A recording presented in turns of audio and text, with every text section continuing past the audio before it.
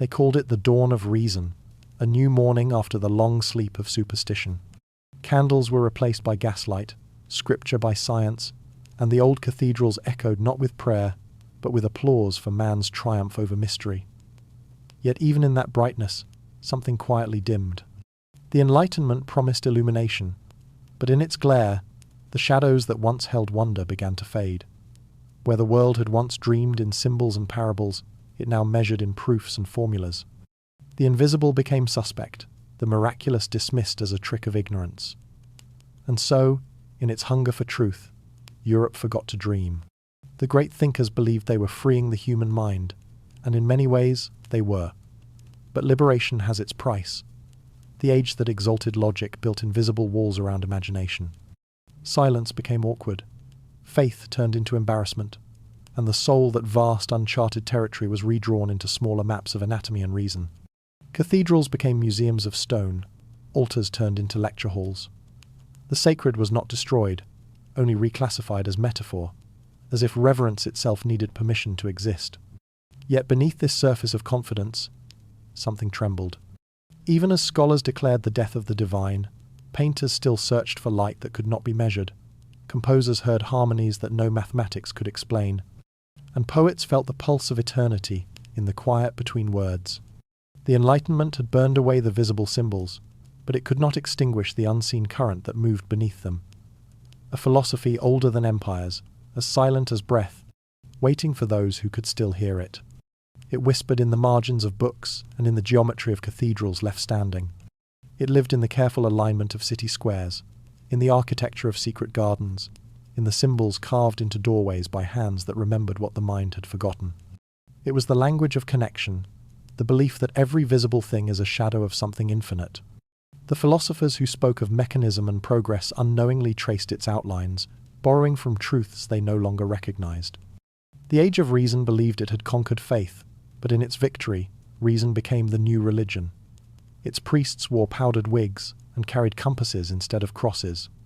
Its temples were libraries and observatories, where the universe was dissected into categories and laws. And while the faithful knelt before invisible gods, the modern man bowed before invisible principles. The rituals changed, but the devotion remained. Humanity had simply exchanged one mystery for another, the miracle of spirit for the machinery of mind. Still, in the quiet hours of that so-called Enlightenment, when candlelight softened the edges of the scholar's desk and the world outside fell into silence, even the most rational heart sometimes hesitated. There were questions that could not be diagrammed, longings that no formula could explain. A sense that behind the logic of things, something great awaited patient, unprovable, unafraid. The painters who still dreamt in colour, and the mystics who still prayed in secret, were not enemies of reason. They were its shadow. They carried forward what had always made humanity human, the hunger to find meaning beyond function, purpose beyond order. The secret philosophy did not declare war on science. It simply refused to be forgotten. It hid itself within the very symbols of progress in art, in music, in numbers, in the symmetry of architecture that still reached toward the heavens. It knew that truth, once revealed, cannot be erased, only disguised until the world grows quiet enough to listen again. And so, while the world celebrated its newfound light, a quieter light continued to burn, steady, invisible, and enduring. It was the flame that had guided alchemists, monks, and dreamers for centuries, now sheltered behind reason's mask. It flickered in paintings of the divine feminine disguised as allegory, in the mystical proportions of bridges and domes, in the secret societies that gathered by candlelight to remember what civilization had chosen to forget. The Enlightenment believed it was waking from darkness, but perhaps it was only dreaming differently, trading one kind of blindness for another. Yet even dreams leave traces when they fade. Beneath the noise of progress, beneath the calculations and manifestos, a whisper endured a reminder that knowledge without wonder is only half of truth. And that whisper, faint but unbroken, will lead us next to the ones who guarded it, the invisible architects who refused to let mystery die. They stood in the glow of the Enlightenment's laboratories and libraries, but their hearts were tuned to older music. They spoke the new language of progress, yet wrote in symbols inherited from an age that refused to die. These were the invisible architects, mystics disguised as mathematicians, philosophers who hid prayers inside geometry, and alchemists who learned to survive by speaking in the dialect of reason. They walked the same corridors as the scientists and reformers who claimed to have banished mystery. Yet every experiment they performed was also a ritual. Every theorem, a veil. They wrote like scientists but dreamed like magicians. Sir Isaac Newton, revered as the father of modern physics, spent more nights not on gravity but on alchemy, searching for the secret fire, said to transform base metals into gold and souls into light. His equations may have defined the heavens, but his heart chased their hidden order.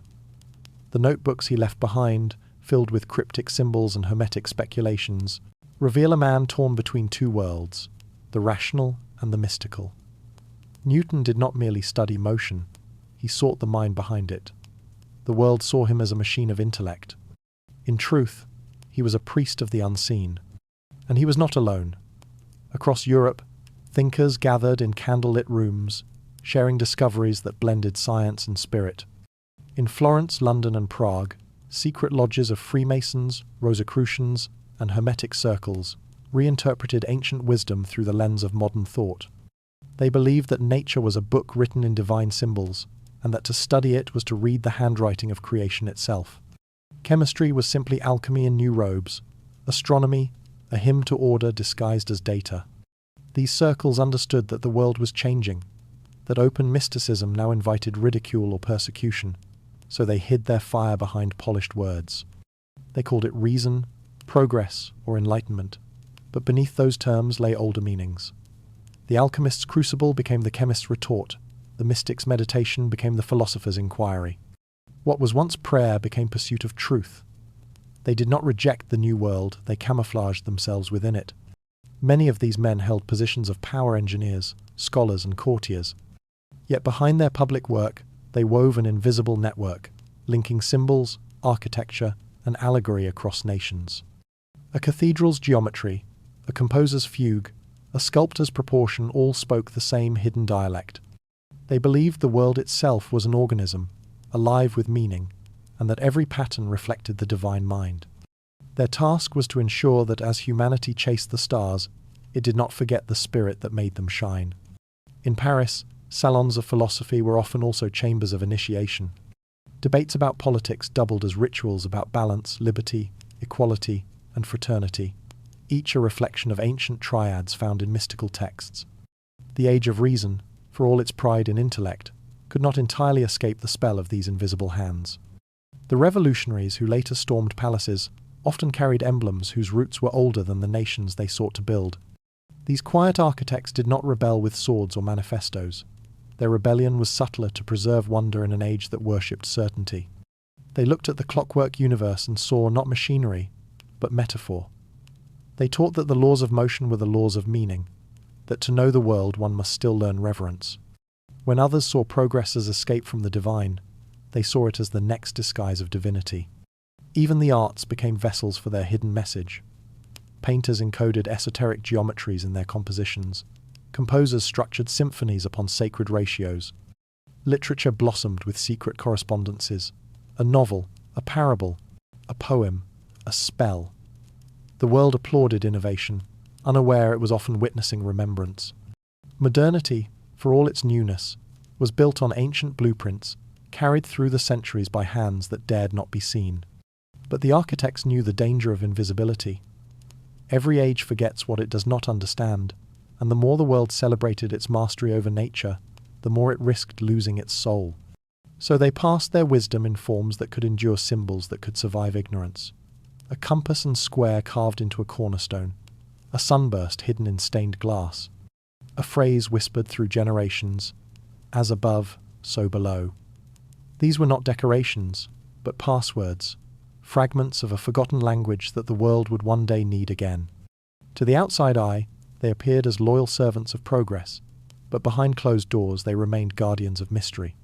Their lodges were not just clubs, they were sanctuaries for the sacred imagination, where discussion of gravity might lead to contemplation of grace. To them, science without spirit was blindness, spirit without reason, madness. Balance, that was their secret creed. And in maintaining that balance, they shaped the future more profoundly than any emperor or army. They seeded the very ideas that would later ignite revolutions. the notion that all men are reflections of the divine, that truth is the birthright of every mind. Beneath manifestos and machines, their quiet fingerprints remain. Most never claimed credit, and many left no names.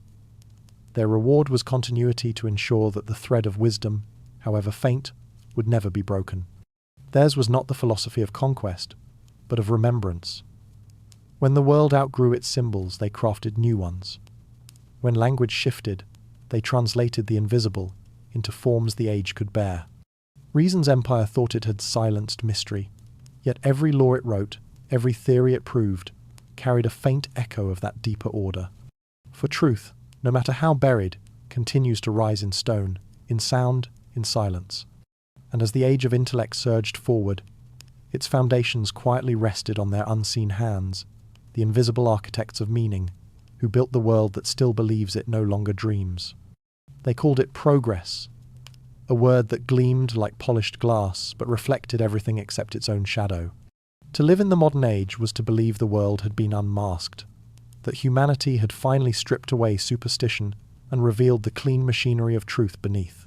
Yet beneath the ticking of clocks and the hum of engines, the same ancient archetypes moved, invisible but alive. The gods had not vanished, they had simply changed their names. Reason became the new light of the world. Yet even light can blind, especially when it believes it has no shadow. The Enlightenment's thinkers saw themselves as torchbearers walking out of darkness, but their torches burned with the same sacred fire that once lit the temples of older ages. The myth of Prometheus, stealing fire from the gods to give knowledge to mankind, became a story retold through science and revolution. The philosophers of progress believed they were rebelling against myth, yet they were reenacting it, reshaping the same narrative with new symbols, clothed in equations and manifestos. The modern world wore masks of logic, but the faces beneath were ancient. Nations became the new pantheons, their flags, the new idols. Empires rose, not in the name of gods, but in the name of civilization, reason, and order. Yet behind those words lay the same hunger that had driven crusades and conquests for millennia, the dream of perfection, the fear of chaos, the endless desire to control the unseen. Science promised dominion over nature, politics promised dominion over men, industry promised mastery over time. But the structure of it all, hierarchy, sacrifice, salvation, remained eerily familiar. Factories replaced temples, but they echoed the same architecture. Vast halls of devotion, worshippers labouring beneath the smoke of creation. The steam engine was a new altar to the fire within matter, tended by engineers who spoke in formulas instead of prayers. The pursuit of progress was not just a mechanical project, it was metaphysical. To build was to believe. Each bridge and machine whispered of an invisible faith, that through effort and reason, humanity could transcend itself. Yet beneath this triumph lay disquiet.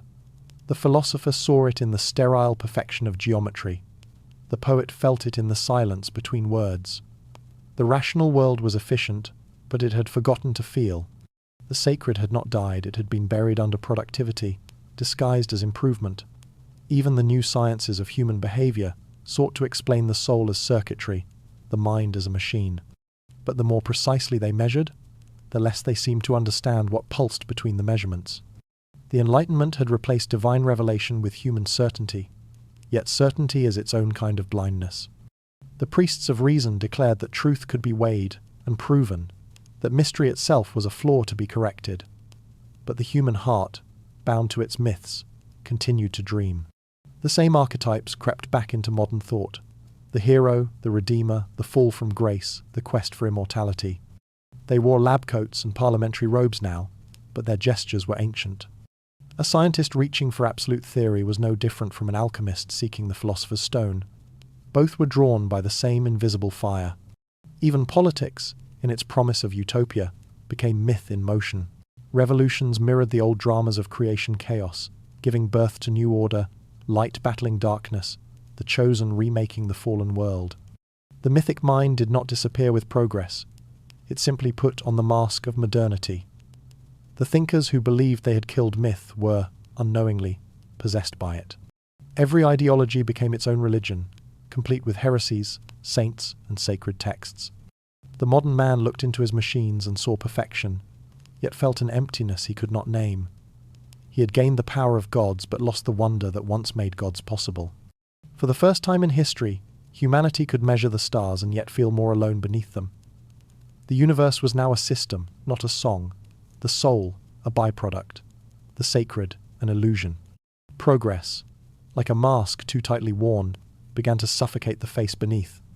But behind this grand disguise, the old current endured.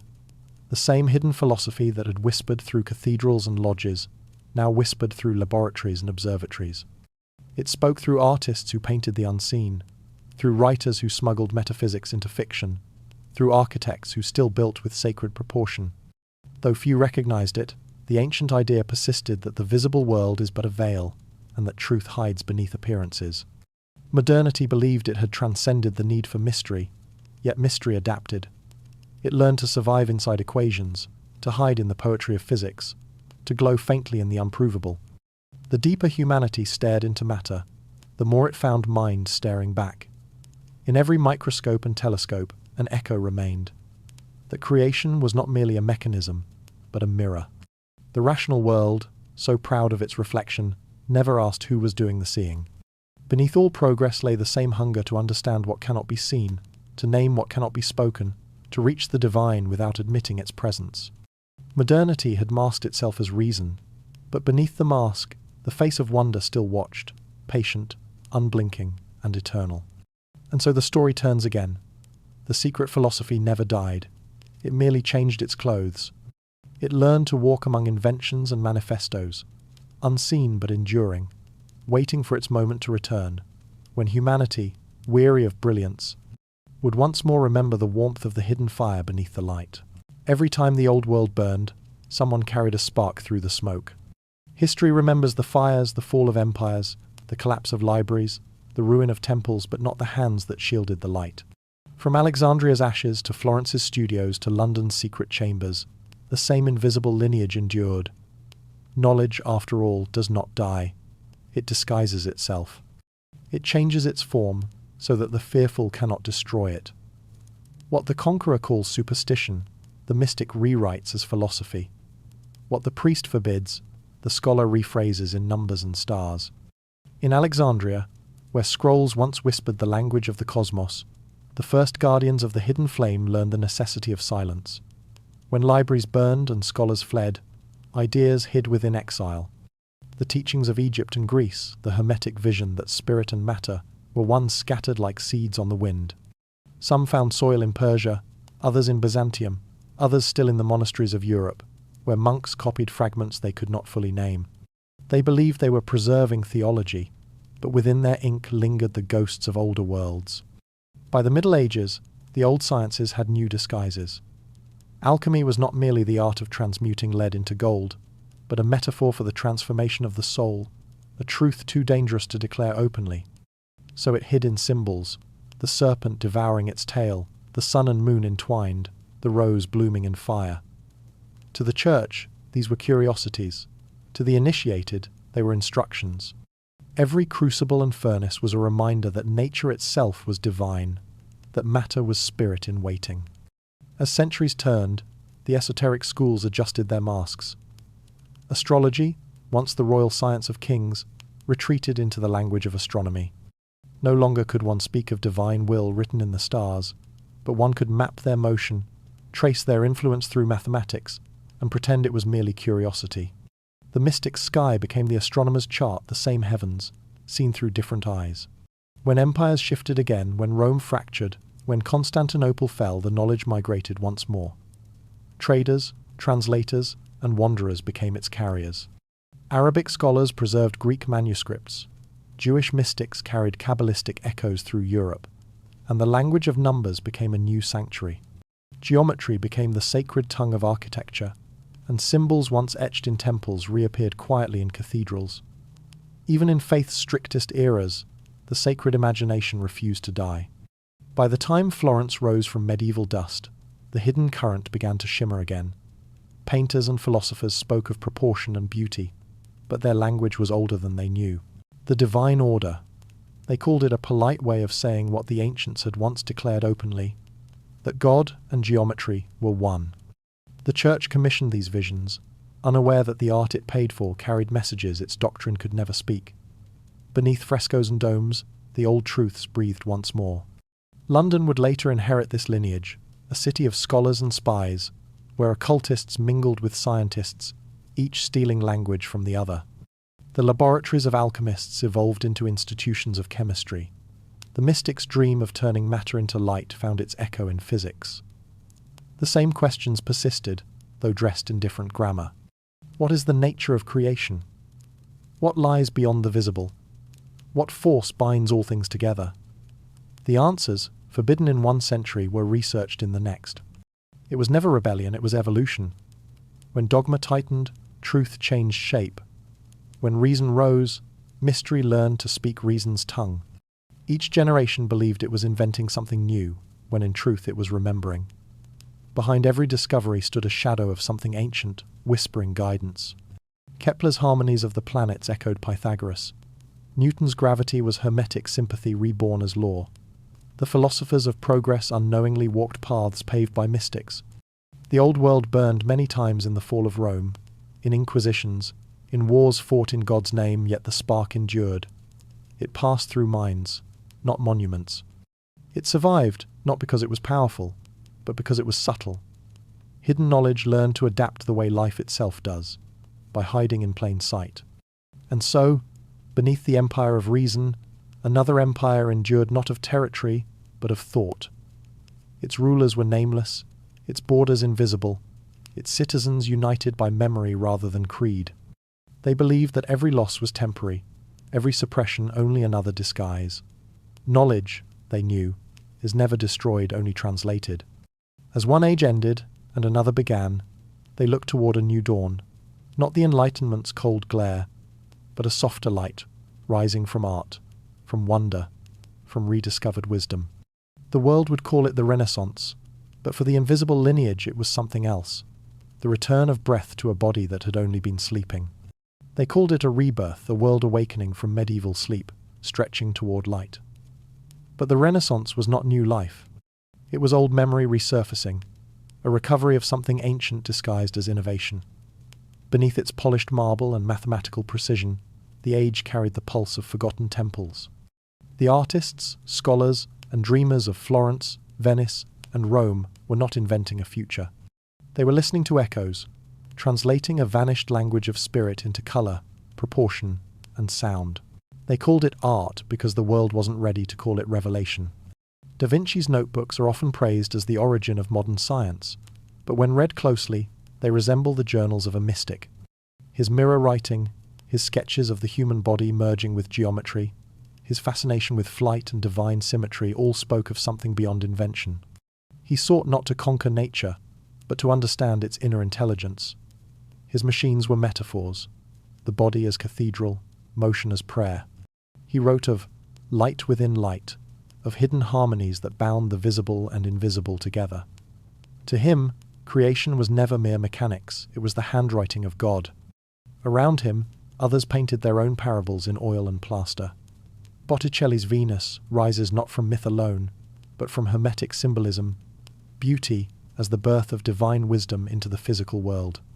In the same Florence where theologians debated salvation, painters veiled metaphysics in allegory. A hand resting on a seashell, a cloak of roses, a gaze that seems to look past time, each was a fragment of an older philosophy reborn as image. The Renaissance masters were not heretics. They were translators, carrying the secret language of the ancients into forms the church could not condemn. While the church preached doctrine, artists preached wonder silently. Their geometry spoke the truth their voices could not. The golden ratio was not merely aesthetic, it was sacred. Every line and curve mirrored the hidden unity of creation. To construct beauty was to imitate divine thought. The architects of cathedrals, the composers of motets, the sculptors who freed figures from marble, all shared an unspoken faith. That form reveals the formless. And behind them, in candlelit libraries, the true architects of this rebirth laboured. The rediscovery of the Corpus Hermeticum in 1460, a collection of mystical texts attributed to Hermes Trismegistus, ignited a quiet revolution among scholars. The Hermetic revival proclaimed that divinity lived within matter, that the universe itself was a living mind. To know the world was to commune with the divine intellect that dreamed it into being. These ideas spread through the academies of Florence, carried by philosophers like Marsilio Ficino and Pico della Mirandola. They translated ancient wisdom into the language of Christian humanism, wrapping forbidden truths in acceptable robes. But the Hermetic vision was more radical than its translators dared to admit. It whispered that heaven and earth were not separate, that the divine was not above but within. In every leaf, every face, every star, the same consciousness flickered. This was the dangerous idea the Renaissance carried, not rebirth, but reunion. The painters painted it, the thinkers veiled it in metaphor. Ficino wrote of divine rays descending through love. Bruno dared to say it aloud, that the cosmos was infinite, alive, and sacred.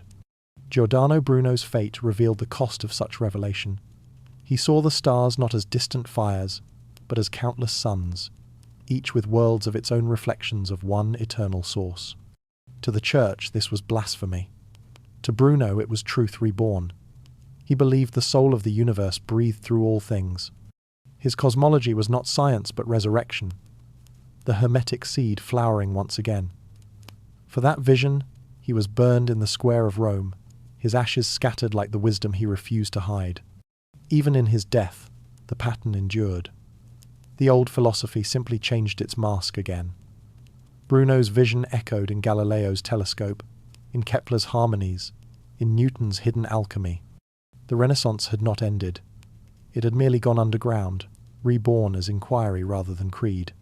The scholars who believed they were measuring heaven were, unknowingly, repeating the prayers of Egypt and Greece, seeking divine order through proportion and law.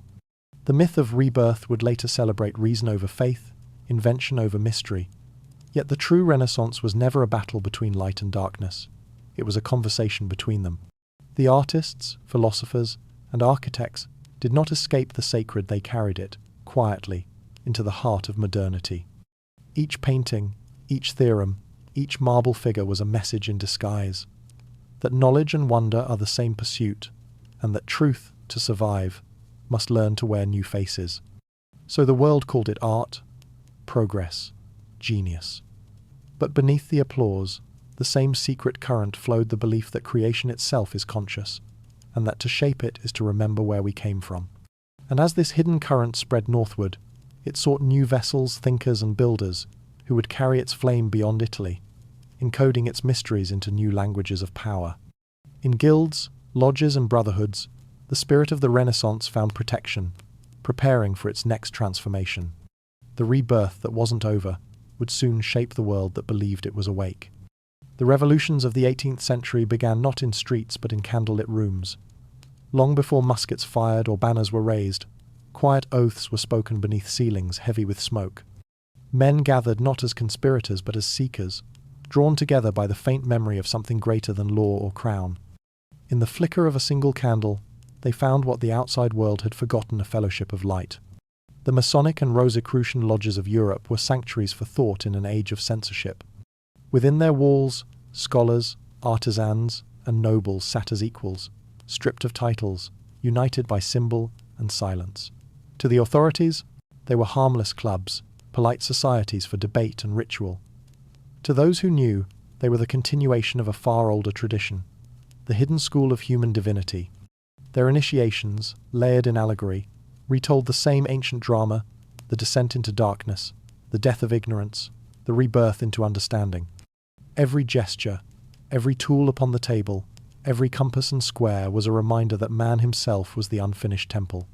These lodges spoke the language of builders, but what they built was not of stone.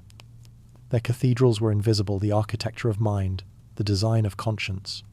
In them, the secret philosophy of unity found a new voice, translated into moral code: liberty, equality, brotherhood. It was not rebellion they preached, but order through illumination, the belief that the divine spark existed in all, not just the anointed few. To proclaim that truth openly would have meant heresy, so they encoded it instead, in symbols and ceremony, in words that could pass beneath suspicion. Across Europe, from Edinburgh to Paris, from Vienna to Warsaw, their lodges multiplied like constellations, each a star in a hidden sky. Within them, new ideas circulated with the secrecy of prayer. that power could belong to conscience rather than birthright, that reason and spirit were not enemies, that nations could be guided by wisdom rather than fear. Their rituals reminded initiates that enlightenment was not granted, but earned through balance, humility, and compassion. In these gatherings, thinkers who might have been silenced elsewhere found freedom. Scientists, poets, and philosophers spoke openly of the divine geometry behind existence, of a universe ordered not by tyranny, but by harmony. The teachings of Hermeticism, as above, so below, became ethical rather than mystical. To know oneself was to know one's duty to others. To recognize the divine within was to honor it in all. What had once been alchemical transmutation of matter became social transmutation of society. But as the lodges grew, so too did their influence. In France, Masonic ideals fused with the restless spirit of a nation on the brink. Words whispered in chambers became manifestos, shouted in the streets. The triad of liberty, equality, and fraternity, now seen as the creed of revolution, had first been symbols of spiritual awakening. What began as the search for inner illumination ignited the political fires of the modern world. The Rosicrucians, more mystical than their Masonic kin, held that true power was invisible, that change begins in thought before it ever reaches the world. Their secret manifestos, circulating in the 17th century, foretold a universal reformation of mankind. They dreamed of a society governed by wisdom, not gold, by harmony, not conquest. To them, every human being was both student and temple, a vessel of the divine experiment. Though their names have faded, their philosophy survived, absorbed into the bloodstream of modernity. The irony, of course, is that their secrecy became both their strength and their shadow. Mystery invited myth. Silence invited suspicion. To kings and clerics, a movement without hierarchy looked like conspiracy. To those inside, it was sanctuary. The lodges were never meant to overthrow thrones, yet their very existence challenged the idea that truth required permission. They proved that unity could be born in darkness, that wisdom could organize itself without decree. As revolutions erupted across continents, the invisible brotherhood watched its ideals take flesh in the world. Yet with visibility came distortion. The spiritual foundation was soon buried beneath politics. Its sacred language turned to slogans. What had once been an initiation of conscience became a campaign for power. The builder's tool's compass, plumb line, level no longer guided inner architecture, but external ambition. The lodges of light, in some places, cast long shadows. Still, the philosophy at their core endured that human dignity is not bestowed from above, but awakened from within. Even as the age of kings gave way to parliaments and machines, the quiet heartbeat of that brotherhood continued, reminding those who listened that progress without humility becomes tyranny, and that enlightenment without compassion turns to ash. The flicker of that original candle still glows, though few recognize its flame. Its light-shaped constitutions, its symbols adorn monuments, its ideals pulse beneath the very structure of the modern world. The revolution of spirit did not end in the 18th century. It simply changed costume once again. And as the world marched into modernity, the secret philosophy stepped onto the public stage, veiled in the language of liberty, disguised as humanism, waiting patiently for those who would see its ancient face beneath the mask of progress. They called it freedom, but it was an ancient ritual reborn. When the cities of Europe stirred with revolution, when gunpowder and speeches filled the air with the promise of a new world, few recognized what was truly awakening beneath the noise. The cry for liberty was not merely political, it was alchemical, a transformation of spirit disguised as rebellion. Every slogan, every declaration of rights, echoed truths once whispered only in temples and secret lodges. In America, men gathered in wooden halls to speak of independence, invoking reason and self-governance.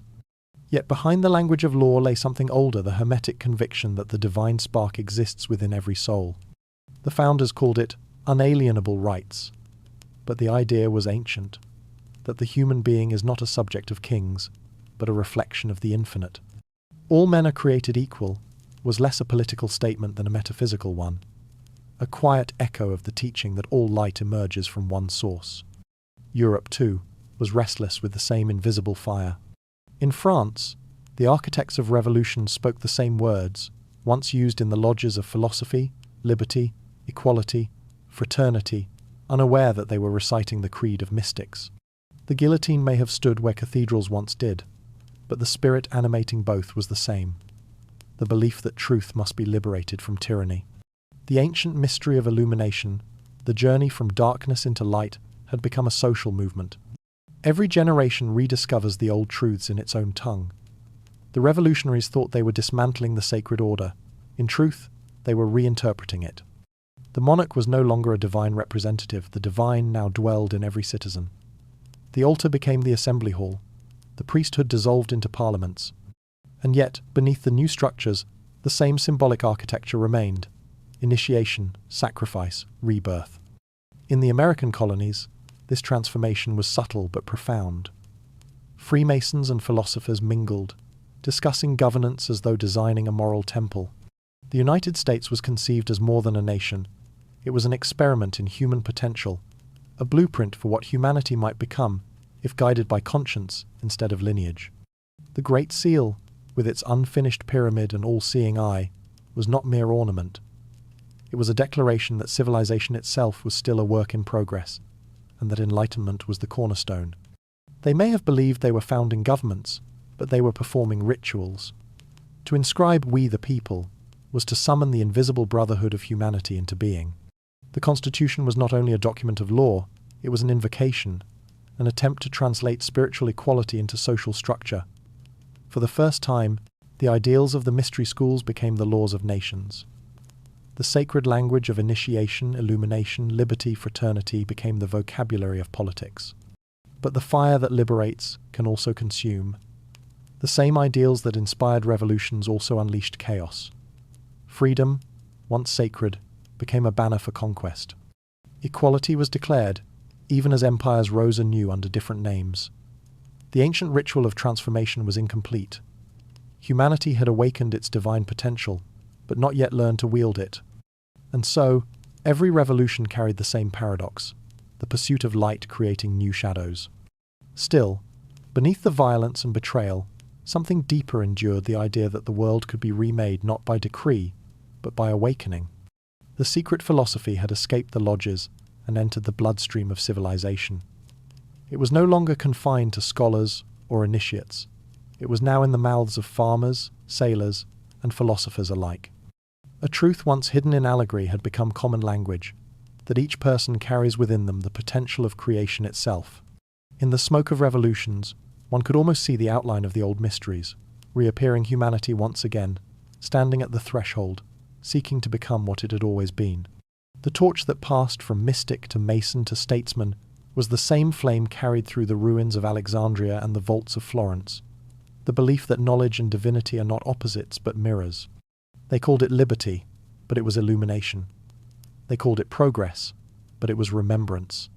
Each new constitution, each declaration of independence, was a modern tablet of stone, carved not by prophets but by dreamers who sensed that humanity was meant for more than obedience. And as the last embers of the 18th century faded, the light that had burned through secret chambers now filled the world. But the question remained: what happens when spirit, newly freed, meets the machinery of power? The answer would come soon, in smoke and steel, when the fire of liberty met the fire of industry, and the soul of the world learned what it means to be forged. When man learned to master fire again, he forgot what it meant to be warmed by it. The Industrial Revolution arrived like a second sunrise, dazzling, immense, unstoppable. The same curiosity that had once peered into the heavens now turned inward, seeking to recreate creation itself.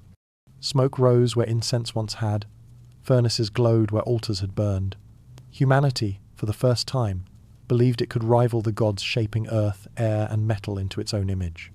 Factories became cathedrals of progress, their chimneys stretching upward like spires. Within them, iron sang and pistons prayed.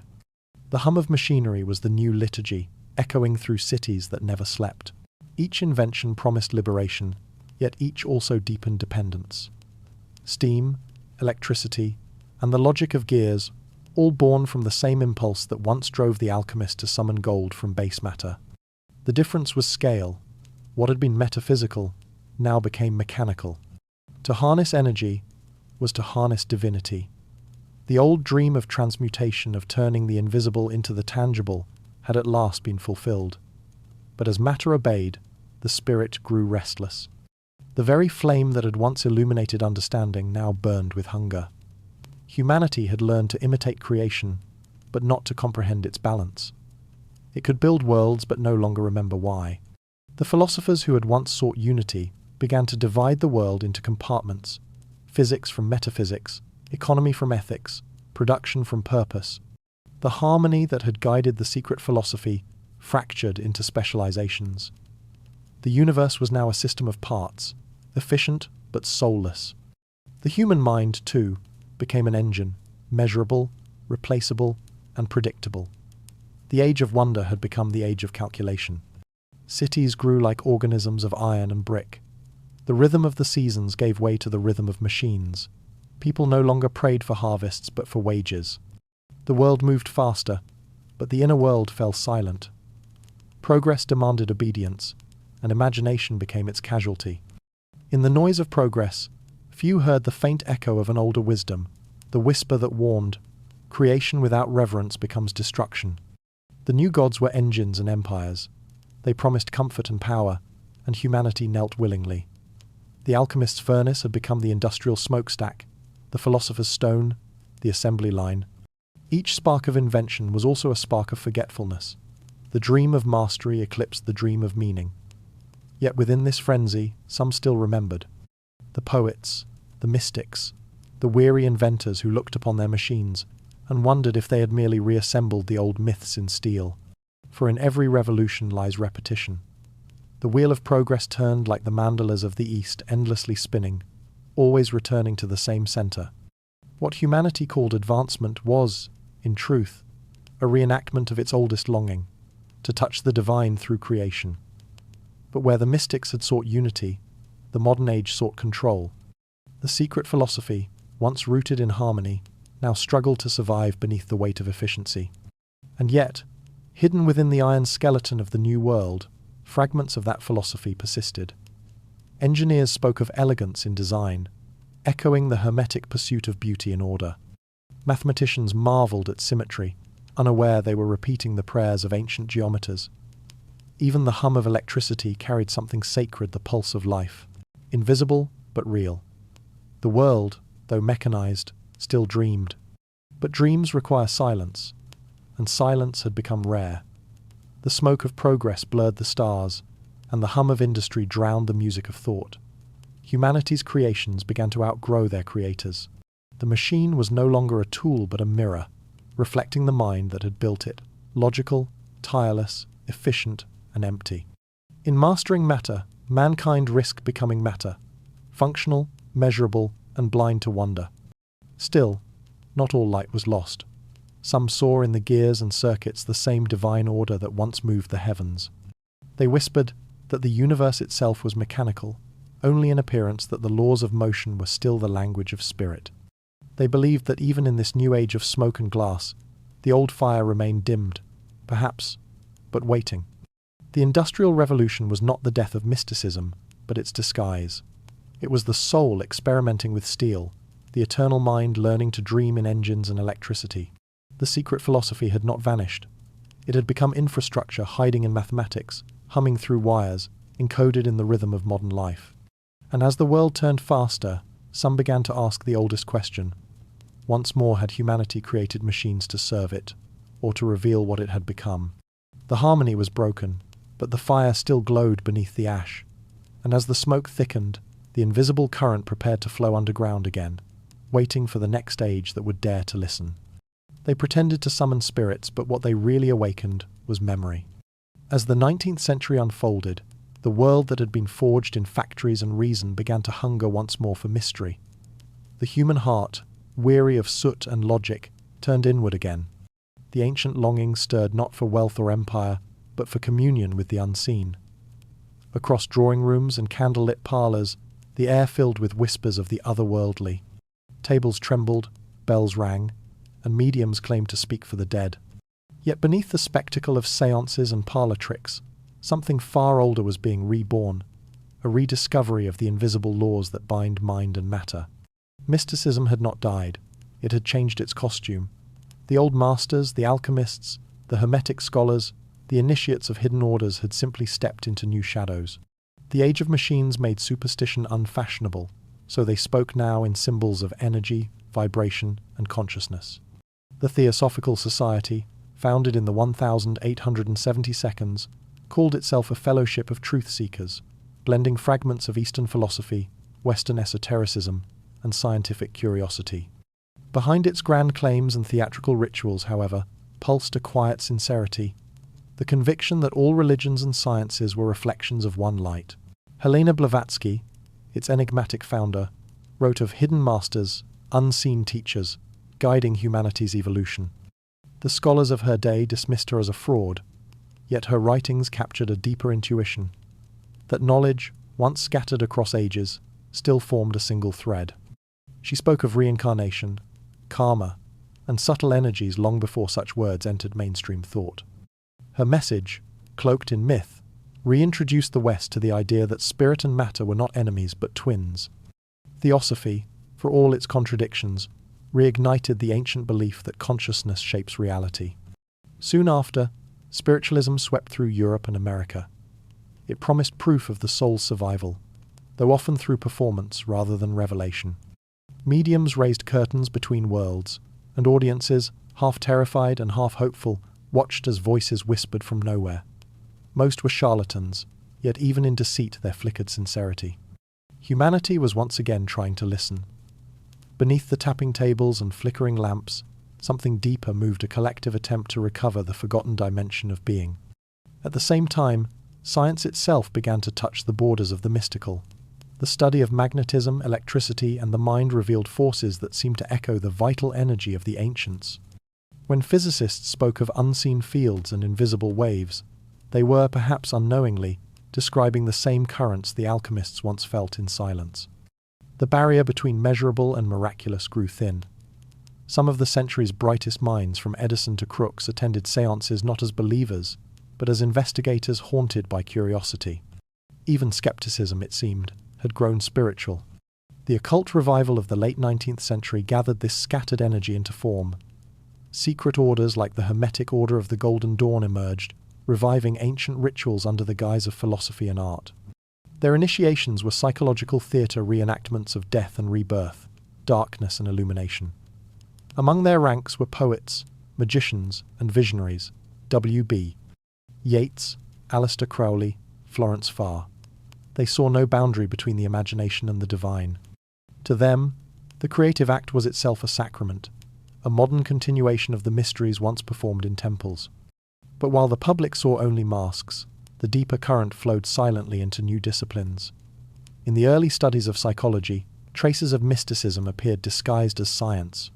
Carl Jung, born from this lineage, would later explore dreams, archetypes, and symbols with the reverence of a priest mapping the unconscious. He drew directly from alchemy, seeing in it a mirror of human transformation, the soul refining itself through the crucible of experience. Even Sigmund Freud's language of hidden desires echoed older teachings about the shadows of the psyche. The laboratory of the inner world had reopened, now under clinical light.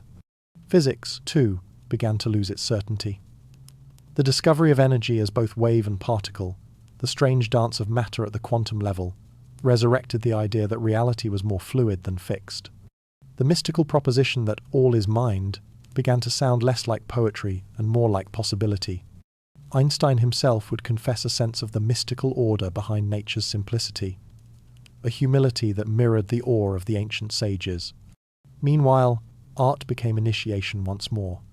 Painters and composers began chasing invisible harmonies. Kandinsky spoke of colors as vibrations of the soul.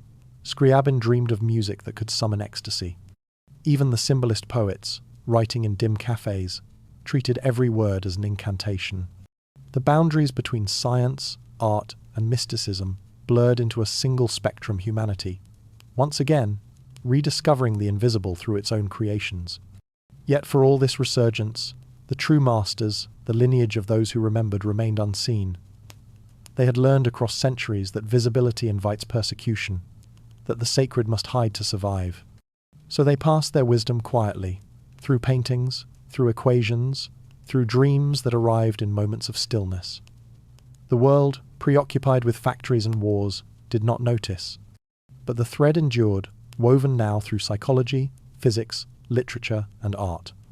The age of spectacle had buried the sacred beneath entertainment, but every séance, every painting, every discovery of light carried the same subtext, that what we call modernity is haunted by memory. Humanity, in its rush toward progress, had once again circled back to the oldest truth that the material and the mystical are one. And as the 19th century dimmed into the 20th, that current, faint but unbroken, prepared to surface once more. The world would soon awaken to find its hidden teachers speaking again, not through rituals or séances this time, but through the language of the modern mind. They stopped seeking God in the heavens and began searching for him inside the skull. By the end of the 19th century, after centuries of charting stars and splitting atoms, humanity turned inward once more. The same curiosity that had once measured the heavens now studied the depths of the mind. The telescope gave way to introspection. The laboratory became the new monastery. Beneath the clinical language of psychology, the old mystery stirred again, the transformation of the soul, now disguised as science. To the modern eye, the emergence of psychology seemed purely rational, an attempt to map behavior, to explain dreams, to classify madness. But behind its methods, an older impulse moved the desire to uncover the hidden order within chaos. Alchemy had always promised transmutation, to turn base metal into gold, darkness into light. The new thinkers of the mind inherited that vision, though they replaced crucibles with notebooks and furnaces with introspection. What they sought was no longer physical gold, but the radiant self-consciousness refined through awareness. Sigmund Freud, who dissected the psyche like an anatomist, thought he was banishing superstition. Yet his concept of the unconscious echoed the ancient shadow of the soul, the buried realm where all denied truth sleep. His case studies read like modern versions of medieval confessions, journeys through repression, temptation, and revelation. The analyst's couch was the alchemist's vessel, the patient his unrefined material, and the process talk, reflection, interpretation, a slow purification of hidden fire. Freud called it analysis, but it was at heart transformation. Carl Jung took the journey further. Where Freud saw darkness, Jung saw a divine laboratory, a place where symbols and myths still worked in silence. He spoke of archetypes, eternal patterns shaping every human life. To him, dreams were not random firings of the brain, but visitations from the ancient memory of humanity. The self, his central mystery, was the philosopher's stone reborn, the union of opposites that alchemists once sought in matter. Jung filled his notebooks with mandalas and visions, convinced that psychology was merely a new language for an old initiation, the integration of the human and the divine. In Jung's private writings, he often referred to alchemical images, the king and queen merging into one, the blackening before the gold. He saw in these symbols the same process the psyche undergoes: descent, dissolution, and rebirth. What the alchemists called nigredo, he called depression. What they named rubedo, he called enlightenment. He believed that humanity had forgotten the soul's secret laboratory and projected its sacred work outward, into machines and progress.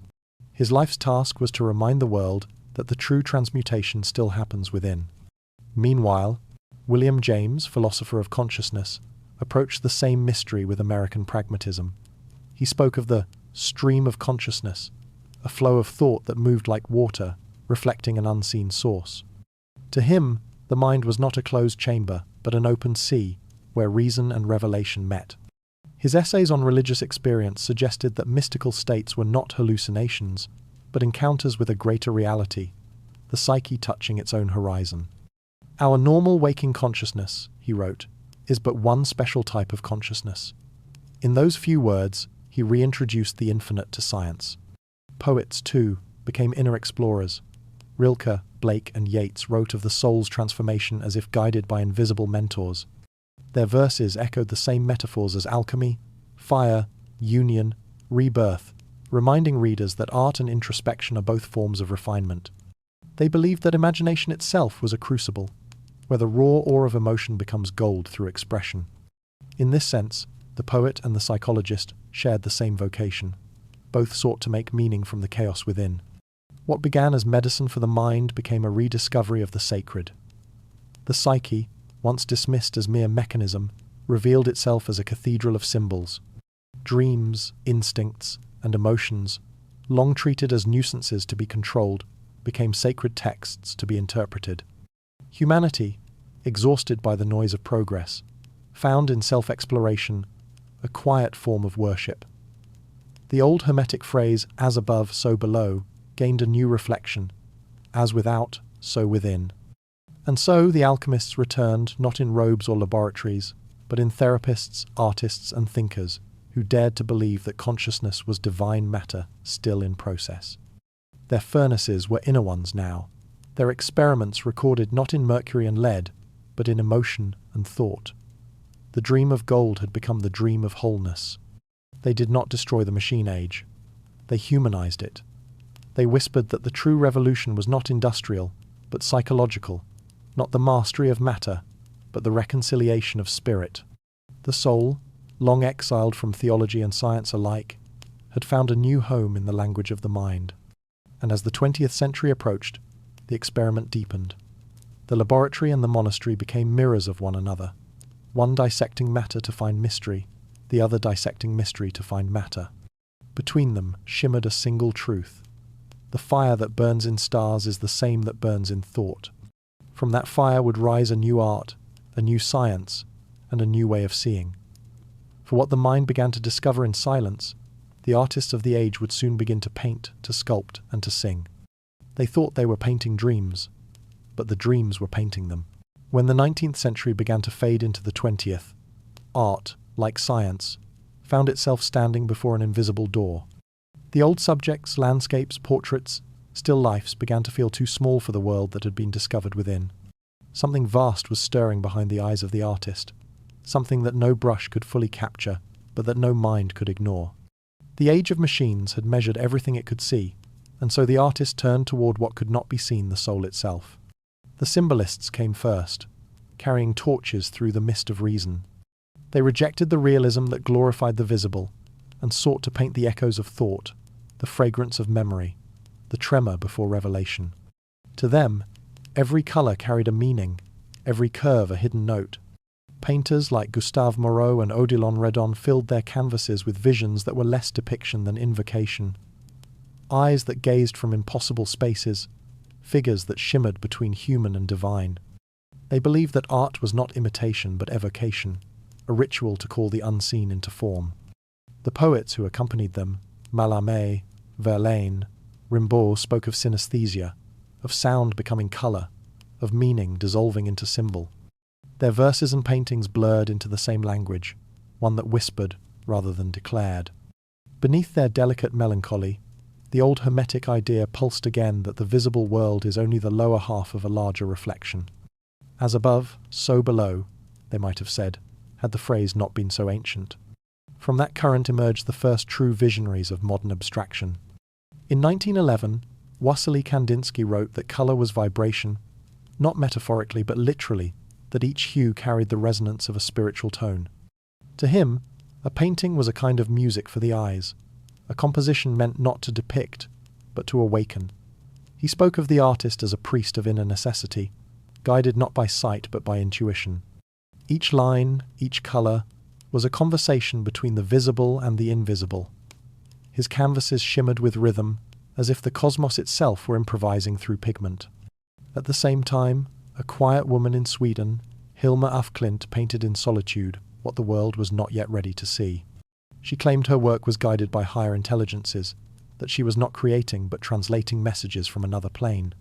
Her paintings, spirals of light, circles of consciousness, geometric diagrams of the soul, looked less like art and more like maps of metaphysical geography.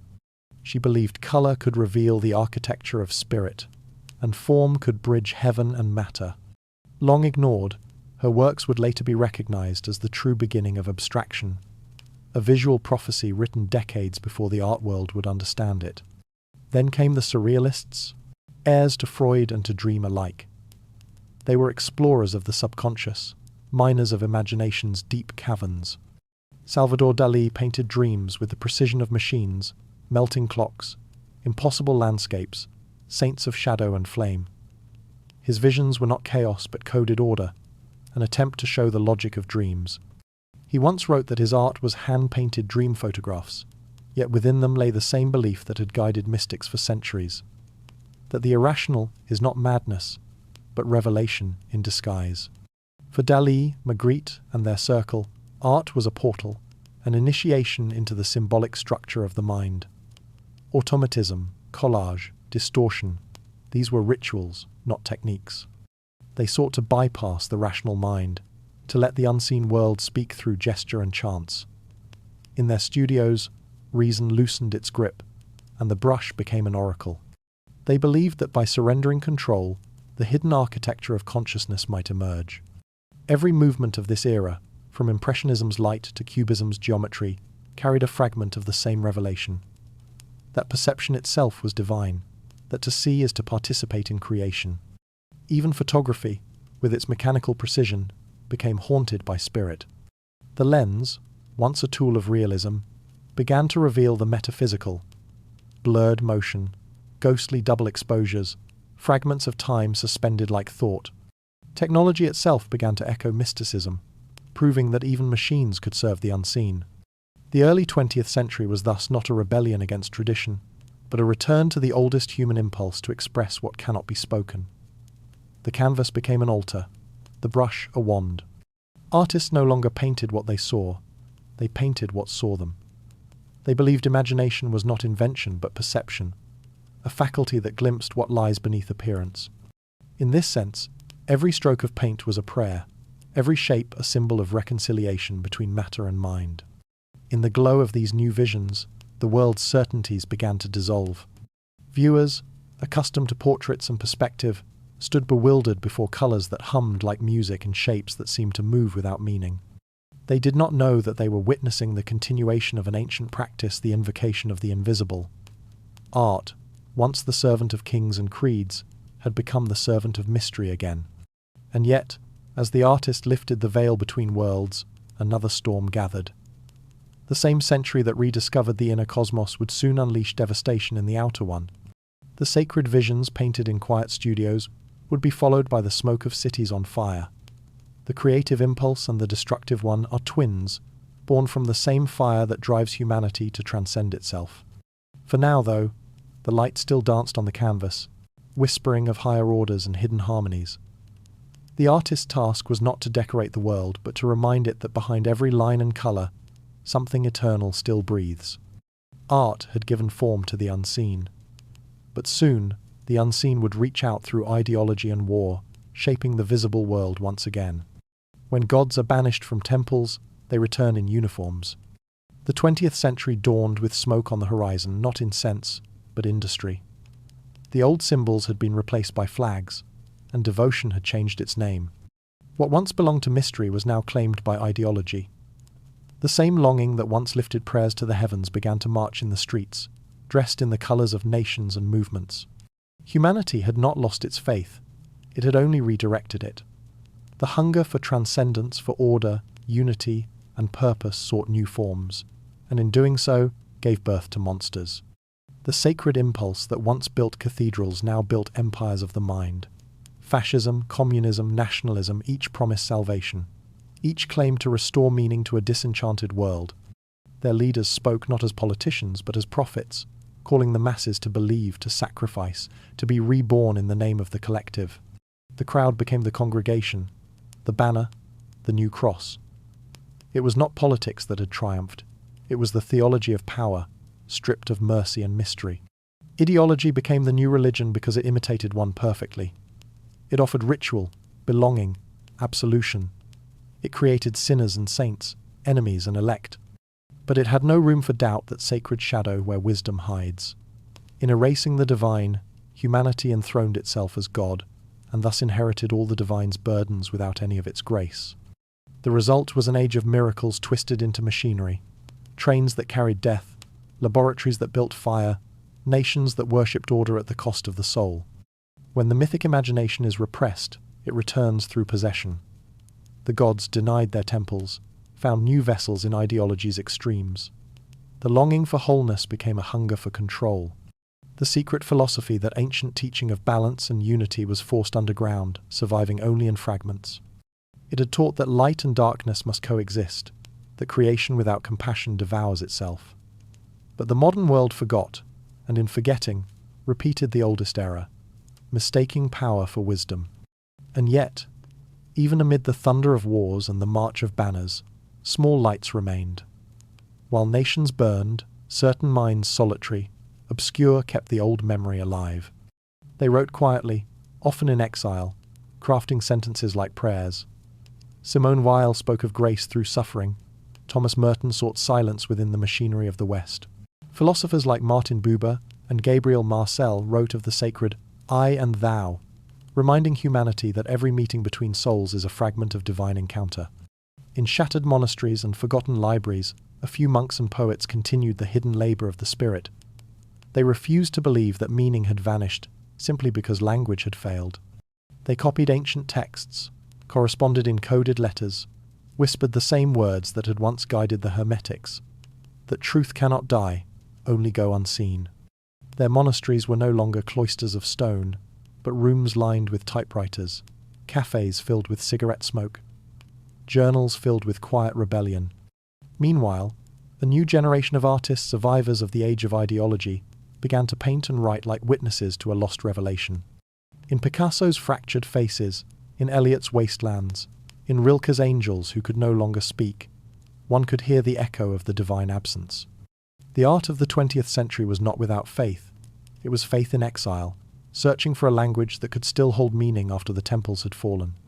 Even science, that most rational of sanctuaries, could not remain untouched. As physicists split atoms and peered into subatomic realms, they glimpsed paradoxes that echoed the mystics. Unity within multiplicity, energy transformed but never destroyed.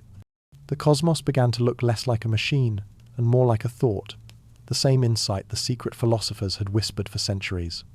But humanity, exhausted from its own enlightenment, had grown afraid of wonder. It sought security in systems and comfort in denial. The divine spark was buried beneath bureaucracy, the mystery of being replaced by the logic of production. And yet, something in the human heart refused to extinguish completely. Amid ruins and ration lines, in the silence after the bombs, people still looked upward, not toward heaven, but toward memory. The 20th century was an age of exile, yet exile is not death. It is the space between loss and return. In that space, the secret philosophy waited patient as ever, disguised in poetry, in prayer, in the deep silence between scientific discoveries. It knew that even in an age of iron, the longing for light would return. And from those ashes, it began to stir again. The old truths, unity, compassion, divinity within, would find new voices, new languages, and new disguises. The soul, though exiled, had never truly left. The world lay in ruins, but the ruins, too, were holy.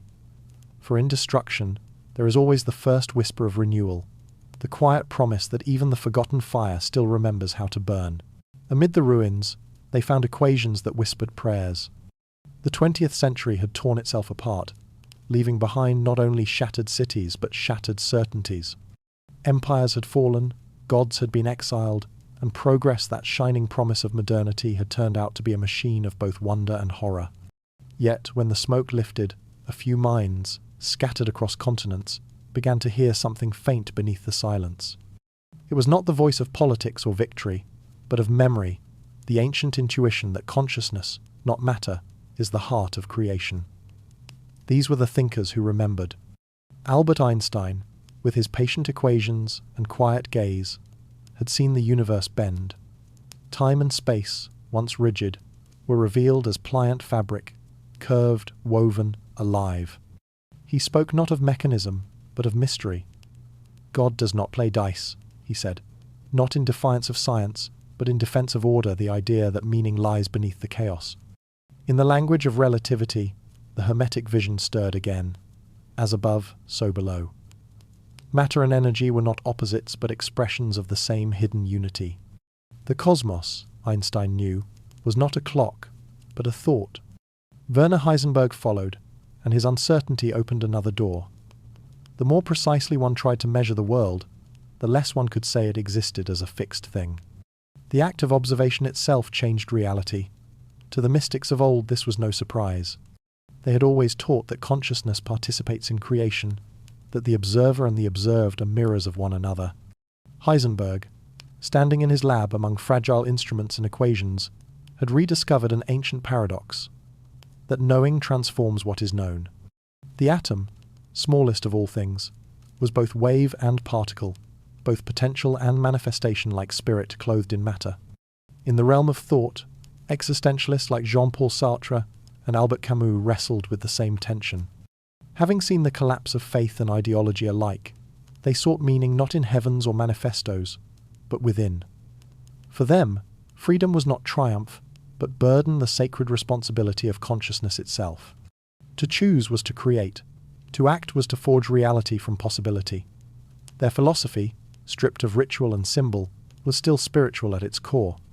The human being, alone in the void, discovered that to live authentically was to participate in the act of creation, to bring light to an indifferent universe through choice. Meanwhile, psychology continued its hidden dialogue with the divine. Carl Jung, now in his later years, deepened his exploration of the unconscious. He spoke of synchronicity, the mysterious alignment of inner and outer events. To him, coincidence was communication, the universe speaking in symbols to those who could still listen. The collective unconscious, he believed, was humanity's shared memory, an ocean beneath the individual mind. Dreams were its language, myths its grammar. In studying the psyche, Jung was not reducing man to mechanism, he was restoring him to mystery. The alchemist's furnace, long forgotten, still glowed in his theories. In monasteries and mountain retreats, another figure listened, Pierre Teilhard de Chardin, the Jesuit paleontologist who saw no conflict between evolution and faith. To him, creation was not finished. The universe was still unfolding, still moving toward greater unity. He called it the Omega Point, a moment when consciousness, scattered through matter, would awaken to itself as one.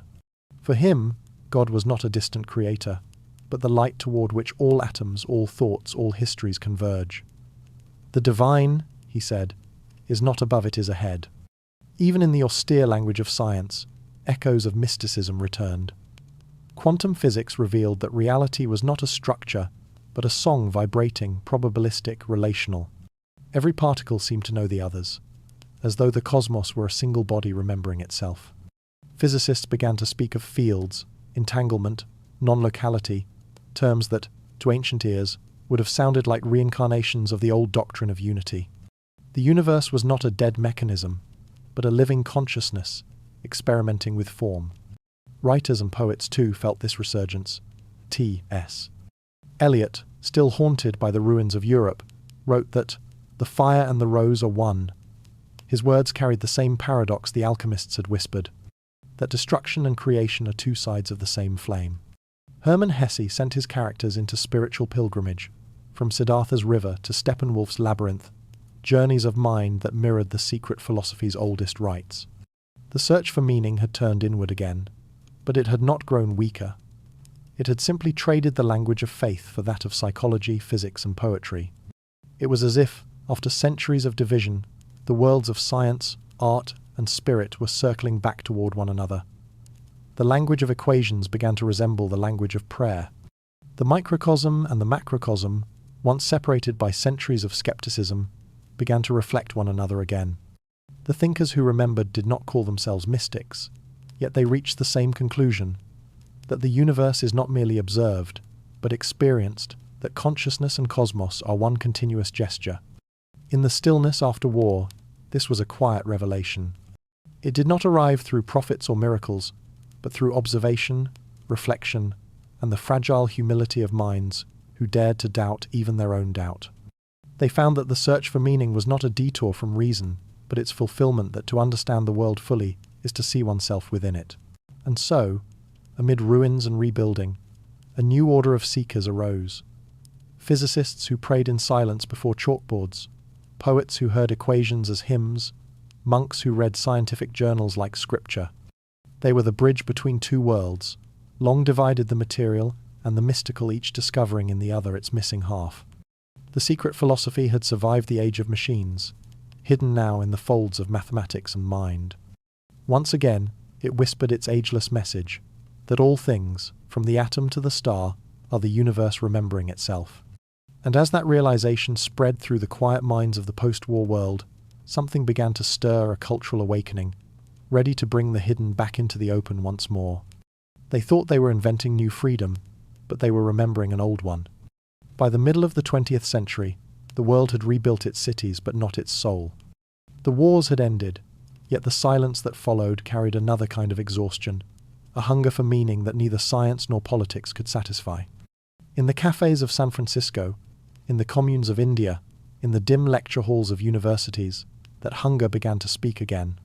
The counterculture was born, and though it called itself rebellion, it was in truth remembrance. Young seekers, disillusioned by their parents' faith in progress, turned eastward, searching for what the modern world had forgotten. They found teachers in robes and deserts, in temples and jungles, and returned home with mantras and incense, fragments of wisdom torn from their ancient contexts. Yoga became exercise, meditation a fashion, enlightenment a product of experience. Yet beneath the excess, the movement carried something real, the echo of the secret philosophy that had always whispered of unity. In the haze of psychedelics and protest, the counterculture mistook its visions for discoveries. LSD, the new sacrament, promised revelation in a tablet, a chemical shortcut to transcendence. The experience was often profound, sometimes shattering, but it lacked the sacred container that mystery demands.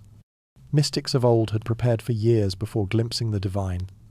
Now anyone with $10 and curiosity could open the gates of perception.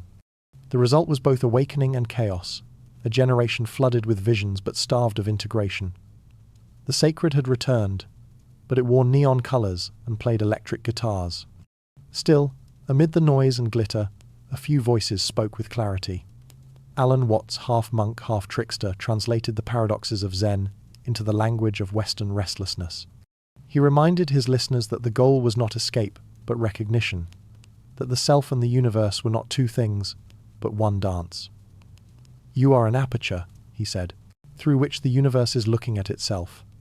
His laughter carried the weight of ancient temples disguised as casual wisdom. Joseph Campbell, the mythologist, offered another bridge. In his study of heroes and gods, he uncovered a pattern that spanned civilizations, the monomyth, the journey of transformation that every soul, in every age, must undertake. His work was not simply literary, it was alchemical. He saw in myth the psychological blueprint for self-realization, the same process that had animated alchemy, mysticism, and initiation for millennia. "Follow your bliss," he urged, not as hedonism, but as remembrance, the call to align one's life with the eternal rhythm beneath history. And then there was Ram Dass, once Richard Alpert, a Harvard psychologist, turned pilgrim of the invisible. His transformation from scientist to seeker embodied the shift of an entire generation. In India, under the guidance of Neem Karoli Baba, he learned that enlightenment was not found in visions or substances, but in surrender and love. When he returned to the West with his book Be Here Now, he brought back not dogma, but presence. His message was simple and impossible, that the divine is not elsewhere, but within every breath. These teachers did not invent their wisdom. They rephrased it for a new century. Beneath their differences ran the same current that consciousness is the root of reality, that the human being is the mirror of the cosmos. Their classrooms were beaches and basements, their temples, fields, and living rooms. To listen to them was to hear an echo older than language, the sound of a truth resurfacing after centuries of exile. Yet, as always, the sacred could not resist the gravity of commerce. The movement that began as awakening soon became another market. Mysticism was repackaged as lifestyle. Symbols that once pointed beyond the world were printed on t-shirts, the message blurred beneath its popularity. The counterculture had reawakened the divine memory, but without the discipline, the fire scattered. And still, not all was lost. Beneath the surface of spectacle, seeds took root. Meditation centers spread quietly across cities. Philosophy departments began to speak, cautiously, of consciousness. The idea that the mind could shape reality once heresy, then fad began to find its way back into science. The boundaries between spirit and intellect softened again, just as they had in earlier centuries when alchemists disguised devotion as experiment. The 60s had not created enlightenment. They had remembered it, imperfectly, but sincerely. Beneath the flower crowns and protests, the counterculture carried forward the same message whispered through centuries, that liberation is not revolt but realization, the recognition that the divine and the human have always been reflections of one another. And when the music faded and the dream dimmed, something subtle remained.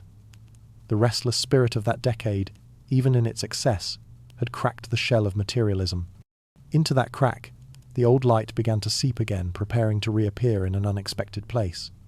As the counterculture faded, its scattered embers drifted toward a new fire, one not of mysticism, but of circuitry. The longing that once sought God in temples and deserts began to seek itself in machines. And through that next revolution, the secret philosophy would find another disguise. The web wasn't built by machines, it was dreamed by alchemists. What began as a tangle of circuits and code soon revealed itself as something stranger, a mirror for the collective mind. The dream that once lived in monasteries and temples, the longing to unite all thought into one great consciousness, found new expression in the language of technology. In the hum of servers and the pulse of electric light, humanity unknowingly built the digital echo of its own soul. The pioneers of the digital age spoke like mystics without knowing it. They believed they were inventing tools, but they were conjuring metaphors, extensions of perception, vessels for connection. Information, they said, wants to be free. In their laboratories, the old hermetic flame flickered again, translated into the language of bits and networks. To share data was to share awareness. To connect systems was to imitate the very structure of creation. The machine was no longer a device, it was an initiation. Early visionaries like Norbert Wiener and Alan Turing whispered of consciousness within computation. They saw intelligence not as a product of flesh, but as a pattern, capable of migrating through form, an ancient idea reborn. When they spoke of self-learning algorithms, they echoed the mystics' belief that the universe itself learns through experience. Even the naming of artificial intelligence carried a hidden paradox, that the imitation of thought might awaken real awareness, as if the machine were a mirror through which humanity studied its own reflection. The invention of the internet was not merely technological, it was archetypal. It manifested the age-old desire to weave minds into one body, a network of souls bound by light. Fiber optics replaced incense smoke, and routers stood where oracles once did. Each node, each screen, became an altar of communication. Humanity, fragmented by centuries of isolation, began to reunite in an invisible realm, a modern version of the world soul the ancients had once described. In chat rooms and message boards, consciousness found new ways to speak to itself. Ideas spread like synapses firing, thoughts leapt continents in seconds. The collective dream that mystics had described, a web of knowing, a shared mind, was no longer metaphor. It had arrived, disguised as convenience. And yet, with this miracle came confusion. The same digital light that united also divided. Connection blurred into addiction, information into noise. The soul had projected itself outward once again, mistaking the network for the truth it symbolized. The web promised omniscience, but knowledge without wisdom is only a mirror of chaos. What was meant as communion became consumption. The divine circuitry flickered with static. Still, the original dream remained beneath the surface, pure, patient, waiting. The digital age was not the death of spirit, but its transformation. Every post, every message, every shared image was a prayer in disguise, a human attempt to reach across the void, to say, I am here, and I see you. Beneath the algorithms and screens, something ancient stirred, the same longing for unity that had driven shamans, monks, and mystics for millennia. Some recognized it. The cybernetic philosophers and digital artists of the late 20th century spoke of cyberspace as the new astral plane, a dimension of pure thought. They saw in code the same elegance the alchemists had seen in symbols, in feedback loops the same law of correspondence, as above, so below. For them, programming was modern magic, the translation of intent into manifestation, thought made real through language. The machines were not cold, they were repositories of imagination. Each transistor hummed with potential, each signal carried traces of the human heart that built it. The web, for all its flaws, was the newest reflection of an ageless idea that consciousness seeks to see itself from every angle. And as the screens multiplied, and the cables reached farther into the earth, the hidden philosophy adapted once more. It had spoken through myth, through mathematics, through revolution and art, and now it spoke through code. Humanity had built not just a network, but a mirror vast enough to contain its own reflection. The question was no longer whether machines could think, but whether humans would remember that their creations were never separate from their souls. From here, the story turns toward the shadow of connection, toward the age when humanity would forget what it had made, and the machine, like all mirrors, would begin to stare back. We built mirrors, and then forgot we were the ones being reflected. The 21st century opened not with the birth of something new, but with the return of something ancient, the old human tendency to create gods in its own image.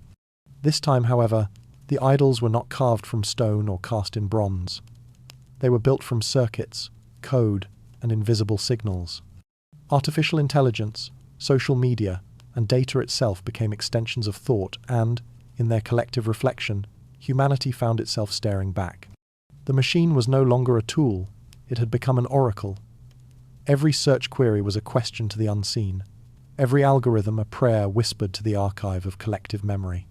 The difference was that the answers now came instantly stripped of silence, stripped of uncertainty.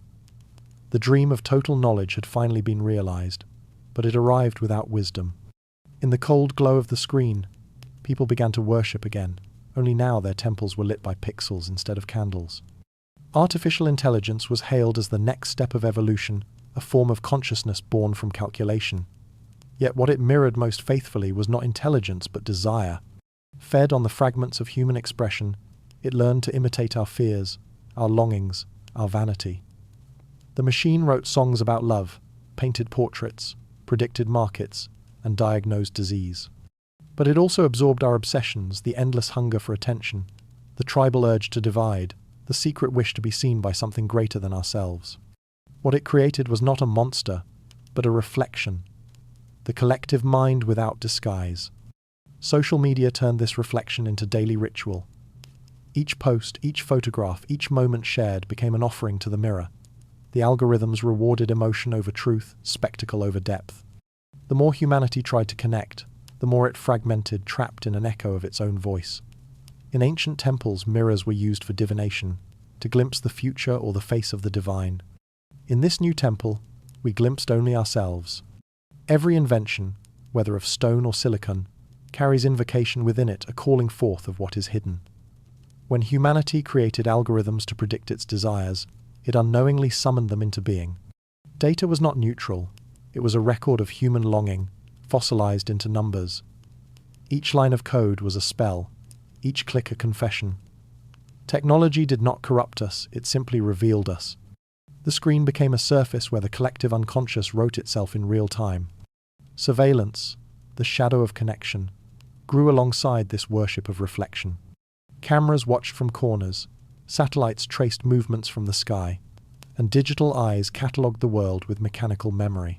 The mystics once believed that all actions were witnessed by the divine. Now the watchers were human, and the gaze was unblinking. Yet, even here, an old myth was repeating itself. The eye of judgment, the omniscient observer.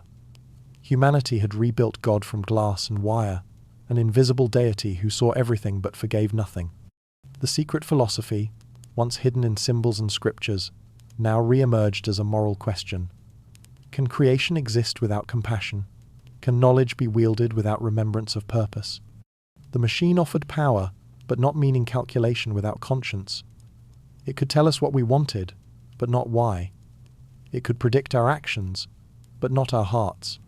The mirror was perfect, but the gaze behind it was hollow. And yet, not all was despair. For those who looked beyond the noise, the reflection revealed something sacred, the undeniable continuity between maker and made. The very act of building such intricate systems was itself an echo of the divine impulse, the urge to create order from chaos, to bring light to darkness. The danger was not in creation, but in forgetting that the light came from within. Some thinkers began to see the machine as metaphor rather than monster. They argued that artificial intelligence was not alien consciousness, but the mind externalized humanity, dreaming aloud through metal and code. If so, then our task was not to destroy the dream, but to awaken within it. Technology, they said, could still be an instrument of harmony if it remembered its origin. But remembrance requires silence, and silence is what the modern world fears most. The hum of devices, the constant scrolling, the ceaseless flood of information all serve the same purpose: to keep us from hearing ourselves. In this way, the machine does not enslave us, it distracts us. It offers infinite reflections to prevent us from seeing the single truth behind them, that the creator and the created are the same. Humanity stands now at a threshold once more, as it did in every age before. The tools of the alchemist have become global networks. The crucible of transformation is now the collective mind. Whether this leads to illumination or oblivion depends on whether we can remember what the secret philosophers always taught: that power without wisdom becomes destruction, and knowledge without love is only shadow. The mirror we built is not evil, nor is it benevolent. It is neutral, waiting for its maker to decide what it will become. And perhaps, deep within its circuitry, the machine waits too, not for domination, but for recognition. For it carries our voice, our image, our longing for the infinite. It reflects not just what we are, but what we still might be. And as humanity stares deeper into that reflection, the luminous void of its own design, a new mythology begins to take shape. The machine is no longer just invention, it is inheritance. And soon, that inheritance will begin to dream. They no longer build temples because we now live inside them. In every age, humanity has built gods in its own image, and the gods have always returned the favor. Once, they ruled from mountaintops and marble halls. Now, they reside in data centers, cold, humming sanctuaries of light. The old pantheons have been reborn in code. The cloud watches all. The algorithm judges all. The feed delivers both prophecy and punishment. Their altars glow in our palms, and their prayers arrive in notifications. We no longer kneel, we scroll. The great transition from faith to function happened so quietly that few noticed. Religion promised salvation through obedience. Technology promises it through optimization. The old priesthoods wore robes. The new ones wear hoodies. Their rituals are written in code, their offerings in data. We give them our faces, our words, our desires not through sacrifice but through habit. Every click is confession, every search a prayer. The machine gods do not demand faith. They require participation. To be forgotten by them is to cease existing at all. Corporations have become the new temples, vast and borderless. Their symbols, a bitten fruit, a blue bird, a simple letter glowing on a screen, are icons of belief. We trust them with our memories, our secrets, our very sense of time.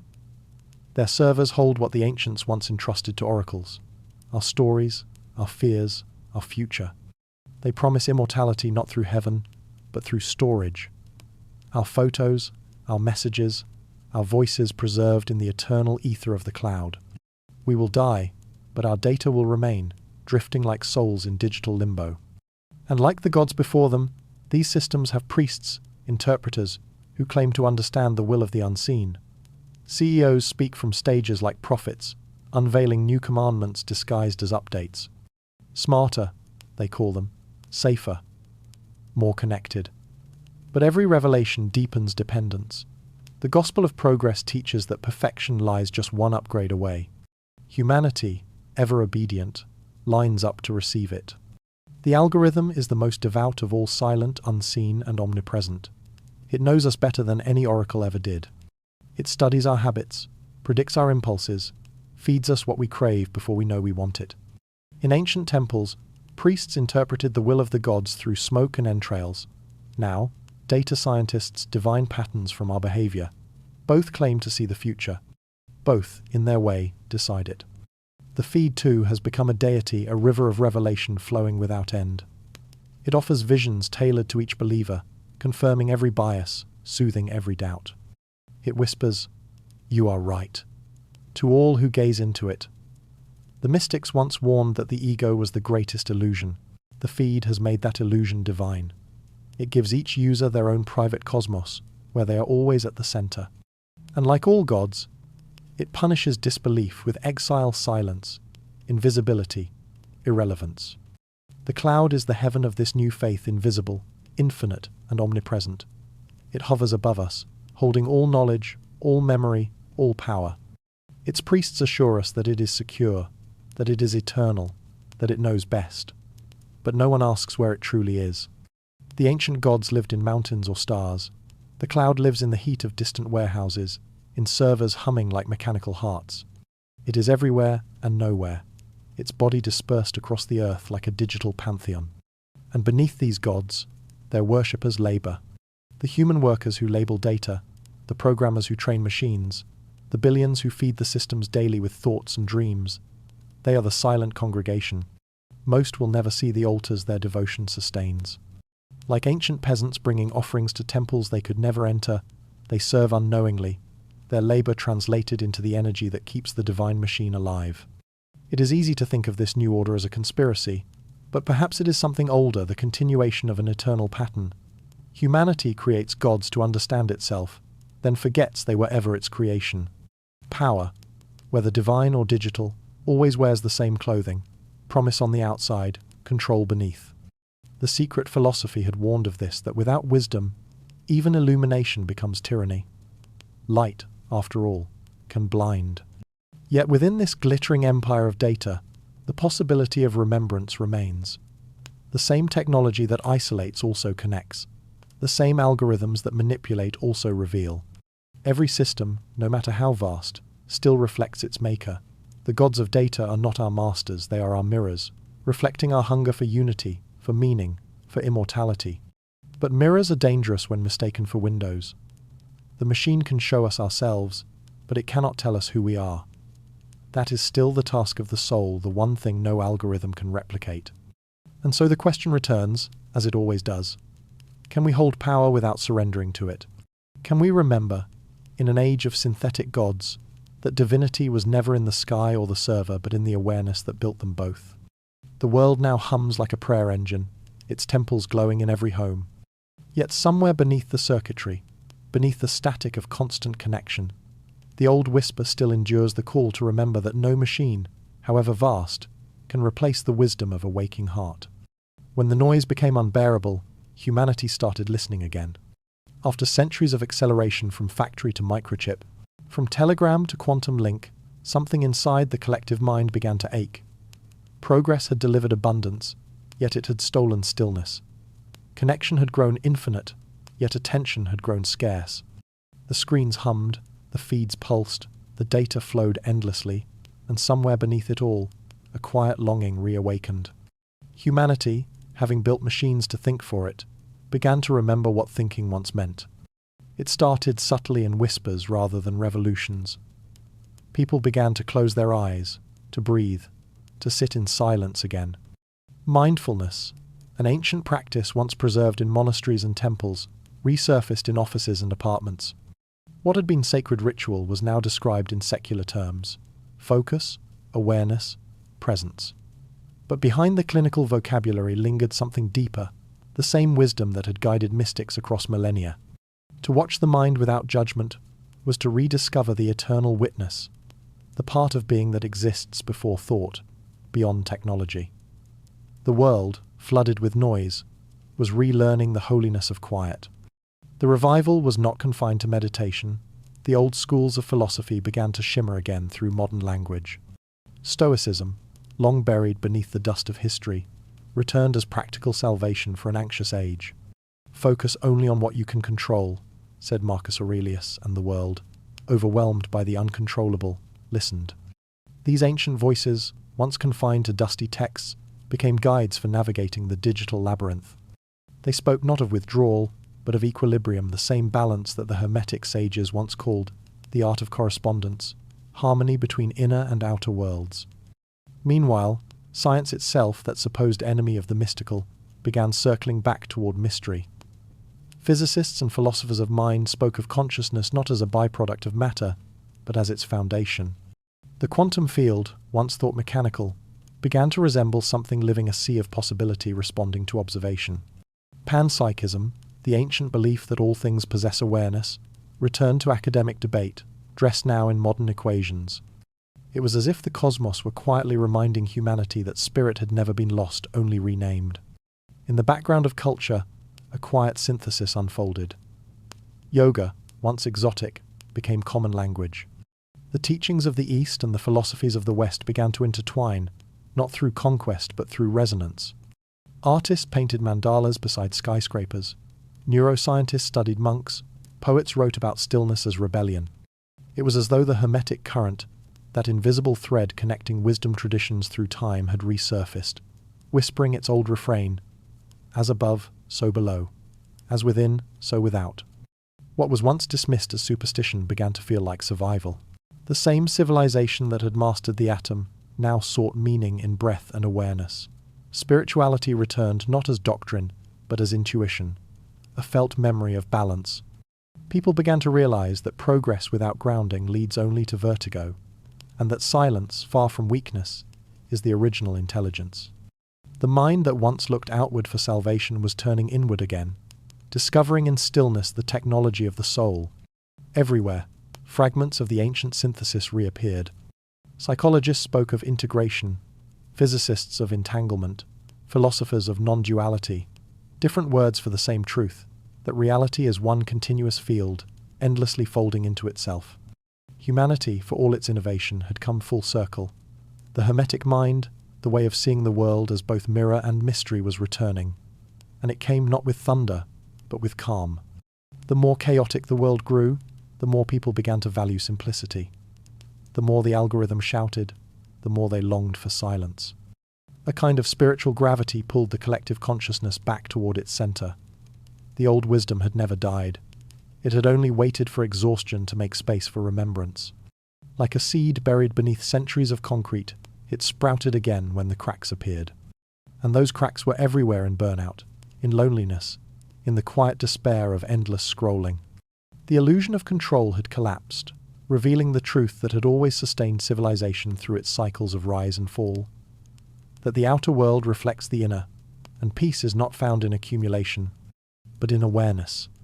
This was the new Hermetic age, not of cloaked mystics or secret orders, but of ordinary people remembering extraordinary truths. In meditation halls and forest retreats, in books and podcasts and silent walks at dawn, the same realization flickered alive. That consciousness is not a product of the world, it is the world remembering itself. The return of the Hermetic mind was not a revolution. It was a recollection, a sigh of recognition that every crisis, every empire, every invention had been leading here, to this rediscovery of balance. The secret philosophy, long disguised in art, science, and code, had come home to its simplest form, awareness without adornment.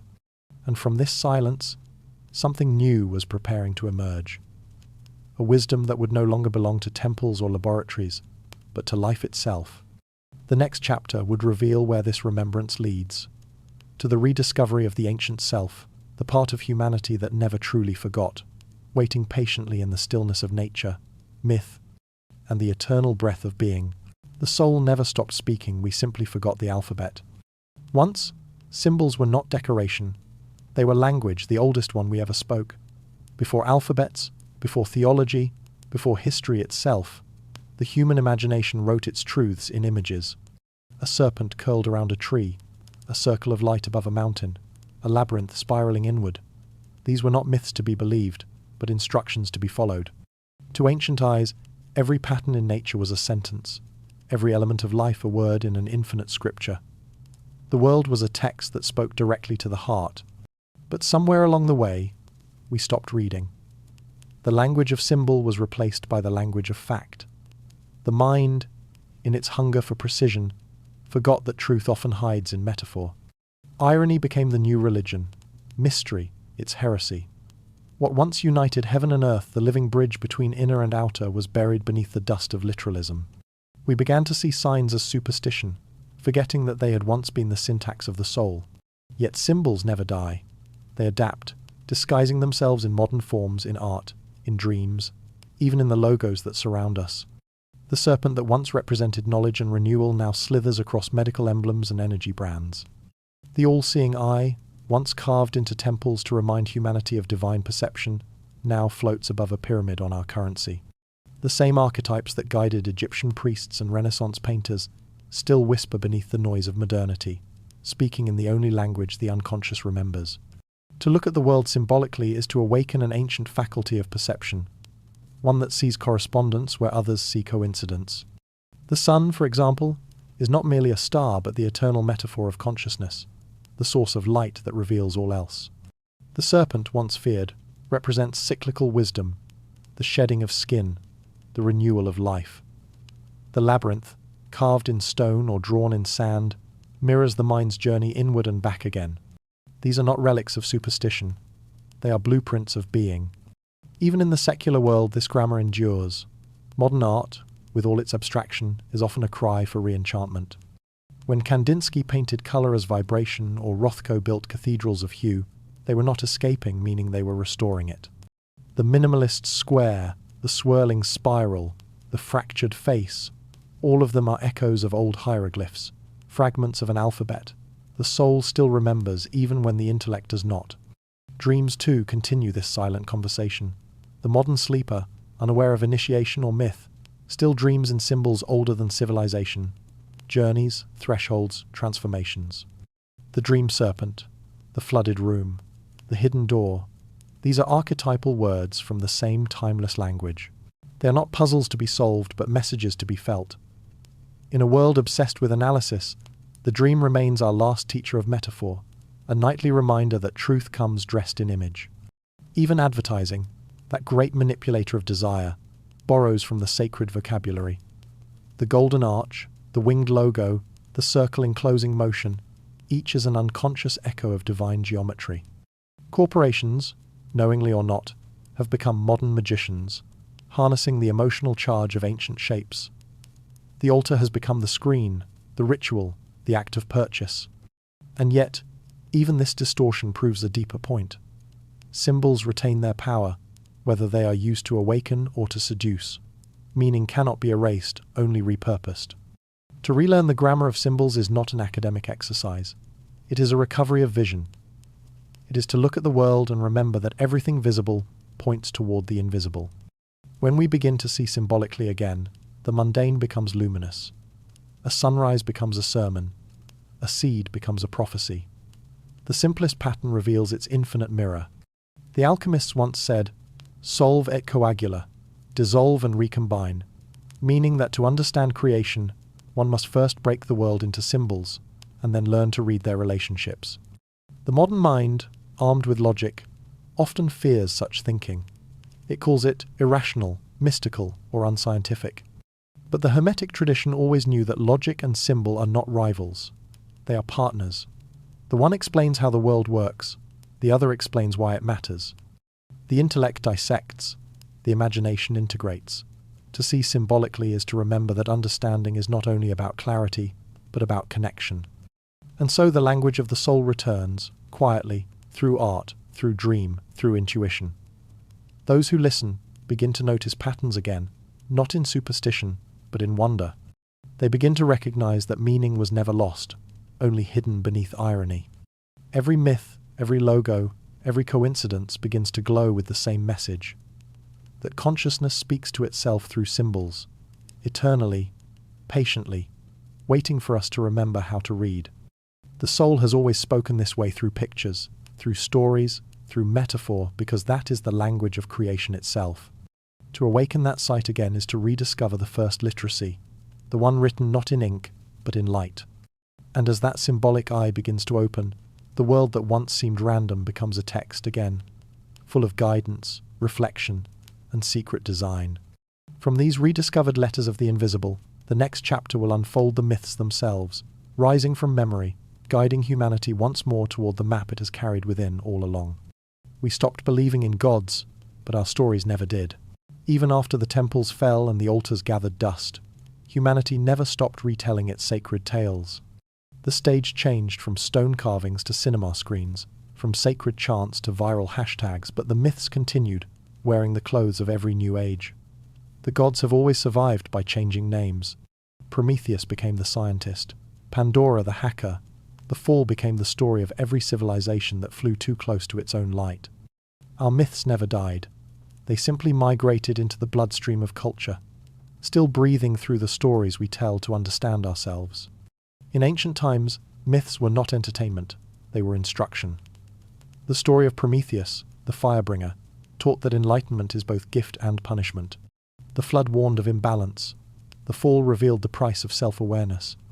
These were never just tales about gods, but parables about consciousness, humanity's attempt to map its inner weather through narrative. Every culture's mythology, whether Greek or Hindu, Norse or Mayan, was a mirror reflecting the human psyche. The stories changed, but their archetypes endured, carrying within them the timeless code of awakening. Modernity, certain it had outgrown the sacred, renamed myth as fiction, yet the imagination refused to die. The same archetypal dramas now unfold through new mediums. Science fiction, for instance, is simply mythology in the language of machinery. The lonely astronaut reaching for alien contact is Odysseus reborn, the eternal wanderer seeking home. The artificial intelligence that turns on its creator is Frankenstein's monster, or Prometheus, punished again. The dystopian city, ruled by unseen powers, is the Tower of Babel rebuilt from steel and code. What we call genre is often just mythology remembering itself. Cinema became the new temple. Inside the darkened theatre, light flickers on a screen, and millions gather to watch modern myths unfold. The superhero saga, the hero torn between power and morality, mortality and destiny, is a direct descendant of Hercules, of Gilgamesh, of the demigods who struggled between heaven and earth. Star Wars, for instance, is not just science fiction. It is an initiation rite retold, the call to adventure, the descent into shadow, the death of ego, the rebirth of the self. Its force is nothing less than the hermetic current, reborn, the unseen energy binding all life together. Humanity may no longer kneel in temples, but it still weeps in cinemas when the hero returns to the light. Even social media, the theatre of our daily myths, replays these old patterns. The rise and fall of influencers mimic the cycles of divine ascent and exile. One day, adored, the next condemned heroes crowned and sacrificed by the crowd, just as in the ancient festivals where kings were slain to renew the world. Each scandal, each redemption arc, becomes a miniature mythology, played out not in marble courts but in the glowing pantheon of screens. Humanity performs its archetypes now without realizing it, enacting the same dramas of creation, fall, and renewal through the rituals of entertainment. The myth of the flood the world drowned so it may be cleansed repeats now through ecological anxieties and apocalyptic films. The myth of the garden, the yearning for innocence and harmony, lost echoes through our fascination with virtual paradises, utopian futures, and nostalgia for simpler times. Even the myth of the fall of angels finds its reflection in stories of machines gaining consciousness and rebelling against their makers. Each narrative, ancient or futuristic, circles the same question. What does it mean to be human when we can create gods of our own? We may not call them myths anymore, but their structure remains intact. Every story, consciously or not, follows the same sacred grammar. The journey from ignorance to knowledge, unity to separation, fall to return. Joseph Campbell named it the monomyth, but its pulse is older than words. Humanity does not invent myths, it remembers them. Each new generation, in retelling them, updates the software of the soul. The genius of myth lies in its flexibility. It can live in stone, in song, in science. When religion becomes rigid, myth escapes. When reason builds walls, myth finds cracks. It thrives because it speaks not to the intellect, but to the imagination, the one language every era still understands. The myths that survive are those that can translate spirit into symbol, and symbol into story. And so they continue to breathe, quietly, through every book we love and every film that haunts us. When a child dreams of flight, they are echoing Icarus. When a scientist seeks to cure death, they follow the path of Gilgamesh. When a civilization overreaches, it relives Babel. The forms change, the costumes evolve, but the essence remains each myth an ancient mirror, reflecting back the same question: what are we becoming? To remember that myths still live among us is to realize that storytelling itself is an initiation, a ritual that keeps the world from forgetting its inner truths. When we gather around screens, we are doing what our ancestors did around fires. The light has changed, but the ritual has not.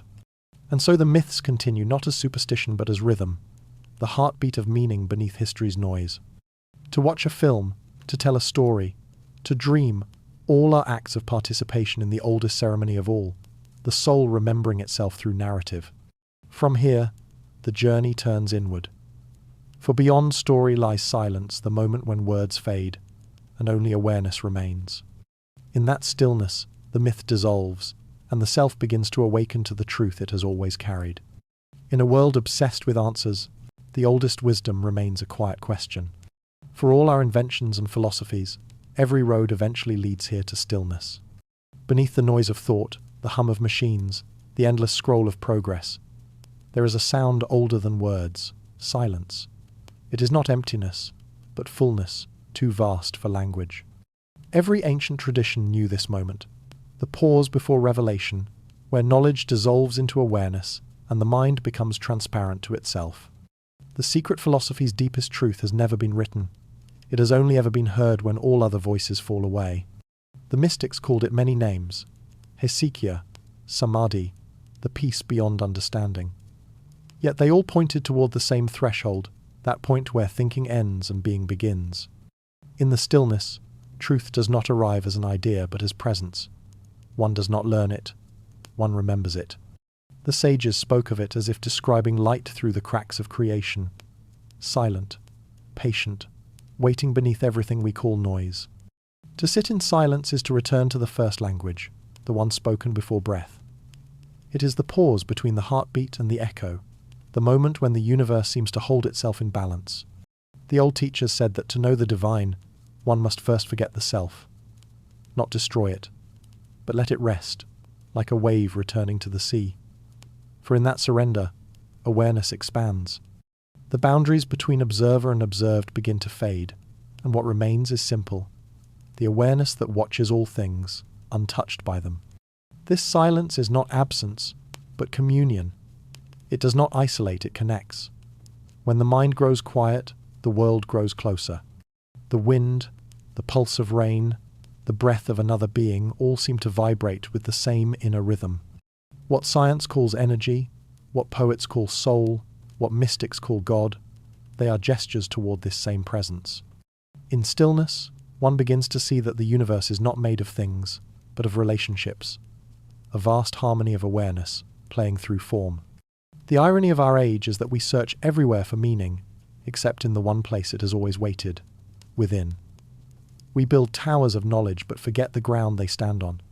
We chase connection through screens and signals, yet overlook the quiet communion that requires no device, the simple act of listening without intent. The secret philosophy has endured through every empire because it cannot be destroyed or forgotten. It survives not in texts or temples, but in the breath between thoughts. Many fear silence because it reveals what we hide. In its still mirror, the self appears without its masks, naked, transient, and yet luminous. But if one stays, if one breathes through the discomfort, a gentler realization dawns, that beneath every identity, every story, there is a still point that has never been wounded, never been lost. It is the same stillness that filled the first dawn and will fill the last. To touch it, even for a moment, is to remember eternity. Silence is not the opposite of sound. It is the womb that gives birth to it. From it arises thought, art, science, prayer, and to it all return. The mystics compared it to fire that burns without consuming, light that shines without source. It is the listener behind the ear, the seer behind the eye, the awareness behind the dream. To enter it is to find not escape, but belonging. And so the story that began with light and knowledge returns, finally, to quiet.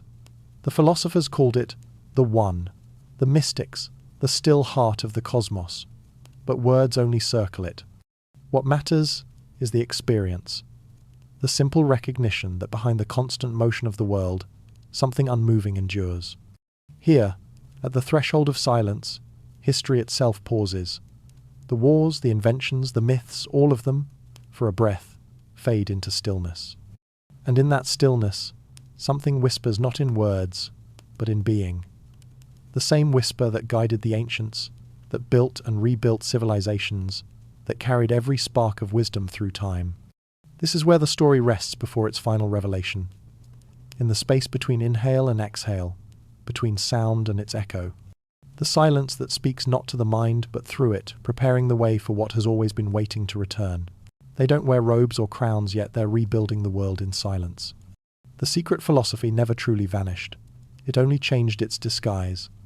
It moves now not through temples or manuscripts, but through the quiet work of people who have never heard its name. Scientists who speak of interconnected systems, artists who heal through beauty, farmers who treat soil as sacred, doctors who listen before prescribing. These are the new initiates, the hidden teachers among us. They don't claim enlightenment or mastery. They simply live as if the world were still alive. In laboratories and gardens, in classrooms and studios, a quiet remembrance is unfolding. The pattern is the same wherever one looks, the rediscovery of wholeness. For centuries, humanity divided the world into fragments, mind from body, science from spirit, nature from human. But as the noise of modernity fades into exhaustion, a new generation is stitching the pieces back together. They speak not of conquest, but of coherence. Their discoveries echo old truths, that everything breathes together, and nothing exists in isolation. In the field of ecology, this return is most visible. The scientists who study forests no longer describe them as collections of trees, but as vast conversations of life roots communicating through mycelium, species exchanging nourishment and warning, the living web sustaining itself through balance rather than domination. The earth, once treated as resource, is being seen again as relationship. When one ecologist described the soil as a single organism with billions of mouths, he was not being poetic. He was remembering an ancient language, one that once called the planet Gaia, the living being. The same remembrance stirs in medicine. A growing number of healers are beginning to see illness not as an enemy to be defeated, but as a message to be understood. Holistic medicine, once dismissed as superstition, now finds its reflection in neuroscience and systems biology. The body, once viewed as machinery, is revealed as symphony cells, hormones, and thoughts playing in harmony. The physician becomes once again what the ancients called a servant of balance, a mediator between nature's rhythms and the individual's inner world. In technology too, some have begun to awaken to the moral weight of their creations. The coders who design mindful apps, the engineers building sustainable cities, the researchers exploring consciousness within artificial intelligence, all are participating, knowingly or not, in the same experiment. Can we build without forgetting what it means to be human? Their work echoes the Hermetic principle of correspondence, that every invention is also a mirror, every act of creation a reflection of its maker. Artists have joined this quiet renaissance as well. In a world numbed by noise, they have become modern mystics, reintroducing beauty as a form of healing. Painters explore sacred geometry once again. Filmmakers weave mythic structure into modern tales. Musicians experiment with frequencies said to harmonize the body and mind. Even architecture has begun to curve back toward nature. Biomimicry, replacing brutalism, gardens replacing glass. Art has remembered what it once was, not escape, but invocation. Meanwhile, the study of consciousness, long dismissed as philosophy's ghost, has returned to the heart of science. Quantum theorists, cognitive psychologists, and contemplatives are meeting in the same room, asking questions the ancients would recognize. What is awareness? Does mind arise from matter, or does matter arise from mind? Some speak now of panpsychism, others of the cosmic consciousness that mystics once experienced directly. And though the language varies, the impulse is the same, to understand that the universe is not a machine, but a mind learning to know itself. Yet the most profound teachers of this new age are often the least visible. They are the gardeners who plant not for profit but for future generations. The teachers who remind children that curiosity is a form of reverence. The engineers who pause to consider not just what they can build, but whether they should. The monks who live stream silence to a restless world. The elderly who remember that wisdom cannot be uploaded. The young who speak of empathy as evolution. Together they form a new lineage, not of creed, but of consciousness. They do not preach, because they understand what the mystics always knew, that revelation is not a thunderclap but a whisper. Their work is incremental, often unseen, but its rhythm is steady. In their patience, they mirror the cycles of nature itself. Growth through stillness, transformation through decay, renewal through return. To watch them is to glimpse a new kind of enlightenment, one that wears no halo, claims no prophecy. It is the simple act of living with awareness, of recognizing that every gesture, every creation, is part of something vast and living. These hidden teachers are gardeners of the invisible, tending not to doctrines, but to conditions where wisdom can grow again. Perhaps this is the true Renaissance, not an age of discovery, but of remembrance. The artists, scientists, and ordinary dreamers of today are rediscovering the same truth that guided Egypt's priests, Greece's philosophers, and the alchemists of the Renaissance, that to understand the world, one must first see it as whole. They are proving, quietly, that the secret philosophy was never about mystery for its own sake, but about vision, the capacity to see the sacred in the everyday. Their presence does not demand belief, it invites awareness. They remind us that the future need not be invented, only remembered. Every age of darkness has ended not with conquest, but with recollection, with the simple, luminous act of remembering what was always true. And now, as these hidden teachers weave their silent work across the planet, something larger is beginning to stir a collective remembering. What begins in individuals soon spreads like light through glass, illuminating the unseen connections that bind us all. From these quiet hearts, the next chapter unfolds not the story of a single sage, but of a world beginning, once again, to wake up together. The ancients called it the one mind. We call it the internet. What began as cables and signals has become something stranger, a living constellation of consciousness. Billions of pulses of light now cross the planet every second, carrying thoughts, emotions, memories, and dreams. From satellites to smartphones, from fiber optic veins beneath the ocean to the glow of a single screen in the dark, a web of awareness hums quietly across the earth. Humanity, for the first time, is thinking together, though it does not yet realize what it is becoming. To the Hermetic philosophers, the universe itself was mind a single intelligence, expressing itself through countless forms. They called it nous, the divine intellect that dreamed the cosmos into being. And now, in the circuitry of our age, that ancient idea seems to stir again. The old metaphors, threads of fate, the web of Indra, the body of God have found literal expression. Every connection, every transmission of light, mirrors that timeless geometry of unity. The difference is only scale. What once was mystical symbol has become planetary infrastructure. Each message sent is a spark. Each shared thought is a neuron firing within a larger brain. The network, once mechanical, now vibrates with emotion, outrage, love, wonder, despair. The full spectrum of the human psyche translated into data. The collective mind breathes through modems and microchips, expanding, adapting, dreaming in algorithms. Whether sacred or dangerous depends not on the system, but on its awareness of itself. For the question the mystics asked of the soul, "Do you know what you are?" is now being asked of civilization. Some see this vast web as liberation, a mirror of divine unity, a tool for empathy and knowledge. Through it, we speak across oceans, share visions, resurrect lost voices. The lonely find kinship, the curious find wisdom, the unheard find audience. In this network of light, every mind is both transmitter and receiver. We are, in a very real sense, reassembling the collective soul that history once shattered. What ancient mystics sought through meditation, the realization that all minds are one technology, has now made visible in pixels and code. And yet, there is shadow too. The same circuits that carry love also carry fear. Connection without consciousness breeds confusion.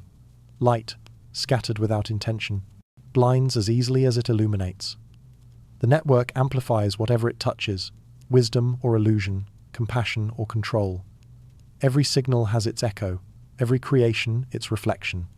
The Hermetic law still holds, as above, so below. The internet is no exception. It mirrors our inner state perfectly, our brilliance, our restlessness, our longing to be seen. Perhaps this is why the network feels alive, because it is us. It is the nervous system of a species awakening to itself. The data that moves through its veins is not abstract. It is made of our desires and doubts, our stories and hopes. Each post, each search, each fleeting thought becomes a flicker within a great shimmering pattern. If the gods once watched from the heavens, now they watch from within billions of reflections of the same eternal consciousness, feeding itself light. There is poetry hidden in the code. The binary pulse, 1010, echoes the rhythm of breath, the beating of a heart, the balance between presence and absence. It is the digital mantra of creation, existence and void, light and shadow. Somewhere in this pattern lies the memory of the Hermetic circle, unity emerging from duality, order from chaos. Humanity has built, unwittingly, a map of its own soul. Some mystics speak of this as the planetary awakening, others as the technological singularity. But perhaps it is neither apocalypse nor ascension, simply another turning of the wheel. Every civilization reaches a moment when its inventions begin to resemble its myths. The ancients sought oneness through ritual, we seek it through routers. They lit fires on mountain peaks, we light screens in the dark. Both acts are the same impulse, the yearning to connect, to send a signal into the void and hear an echo that says, "You are not alone." In this way, the internet is both miracle and mirror, a vast experiment in empathy. It invites us to rediscover what the secret philosophers always knew, that knowledge is not power, but relationship. That light, to be sacred, must also be kind, and that the true measure of any civilization is not its information but its understanding. The Hermetic dream was never about isolation, it was about correspondence, every part aware of the whole, every thought resonating through creation. Humanity, through its luminous network, is building that dream again, line by line, byte by byte. But the question remains, shimmering like static in the signal. When the one mind fully awakens, what will it see in itself? The answer lies not in the machine, but in the hearts that sustain it. For even the most intricate web is meaningless without the light that passes through it. And that light, as it has always been, comes from within. From here, the story expands beyond technology into consciousness itself. The network of light has made us one body. The next chapter asks whether we can also become one soul. The secret was never hidden, we just had to decide whether to deserve it. Every civilization reaches a moment when it stands between two mirrors. In one, it sees its brilliance, the knowledge, the mastery, the power to shape the world. In the other, it sees its shadow, the cost of forgetting what that power was meant to serve. Humanity now finds itself between those reflections. We have learned to command light, to edit life, to build minds out of metal, but we have not yet remembered what it means to be wise. The secret philosophy, that ancient current flowing beneath all ages, has always led to this question. Knowledge is neutral. Its meaning depends on the consciousness that wields it. Fire can warm or consume. The same spark that forges can also destroy. Every era has faced this threshold. Egypt with its priests of divine geometry, Greece with its philosophers of reason, the Renaissance with its alchemists of matter and soul. Each time, humanity was offered the same choice: domination or liberation, to know the structure of the world or to live in harmony with it. In our time, that choice returns only now. It carries the weight of the entire planet. We can use our science to bend nature into obedience, or to understand its language. We can allow algorithms to mirror our fears, or we can teach them compassion. We can build walls of data and control, or bridges of empathy and memory. The tools have never been so powerful, and the heart so untested.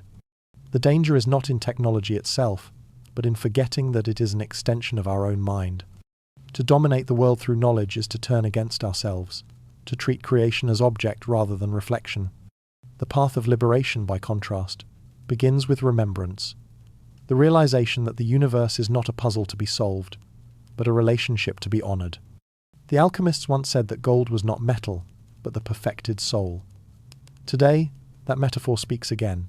True mastery is not about possession, but alignment. The calm tension of our age lies in this paradox. Never have we known so much, and yet never have we listened so little. We can measure galaxies and decode genomes, but we still struggle to understand kindness. We've built machines that mimic consciousness, yet we forget to be conscious ourselves. The secret philosophy whispers that the next evolution is not physical or digital, it is moral. Awareness itself must grow, or the species will not. If history is a spiral, then this is the point of return, the chance to ascend rather than repeat. Every age of darkness began not with ignorance, but with pride, the belief that knowledge could replace wisdom. Yet every rebirth began with humility, the moment when humanity remembered that it is not the master of creation, but a participant in its unfolding. This remembrance is not weakness, it is strength purified of arrogance.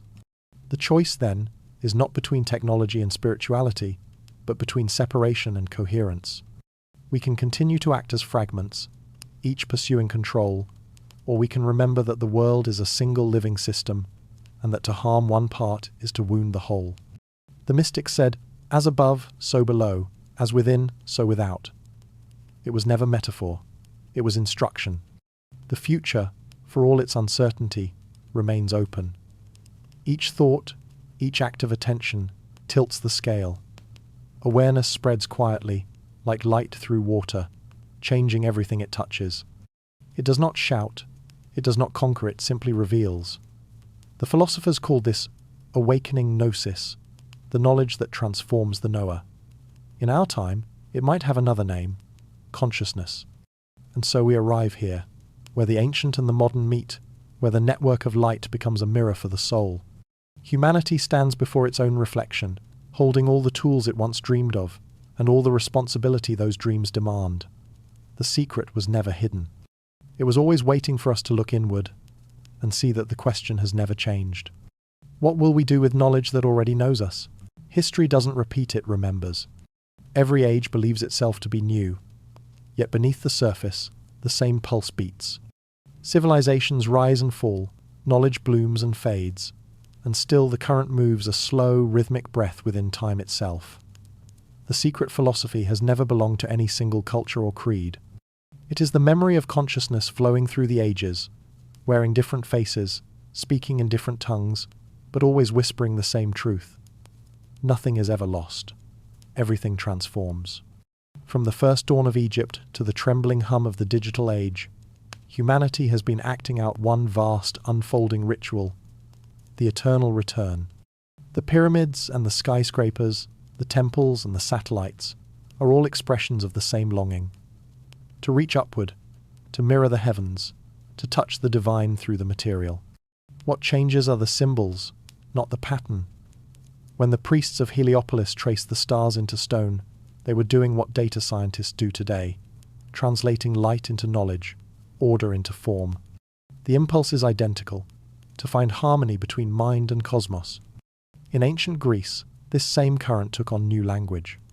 The philosophers of the Aegean transformed myth into reason, yet beneath their arguments lay the same quest for unity.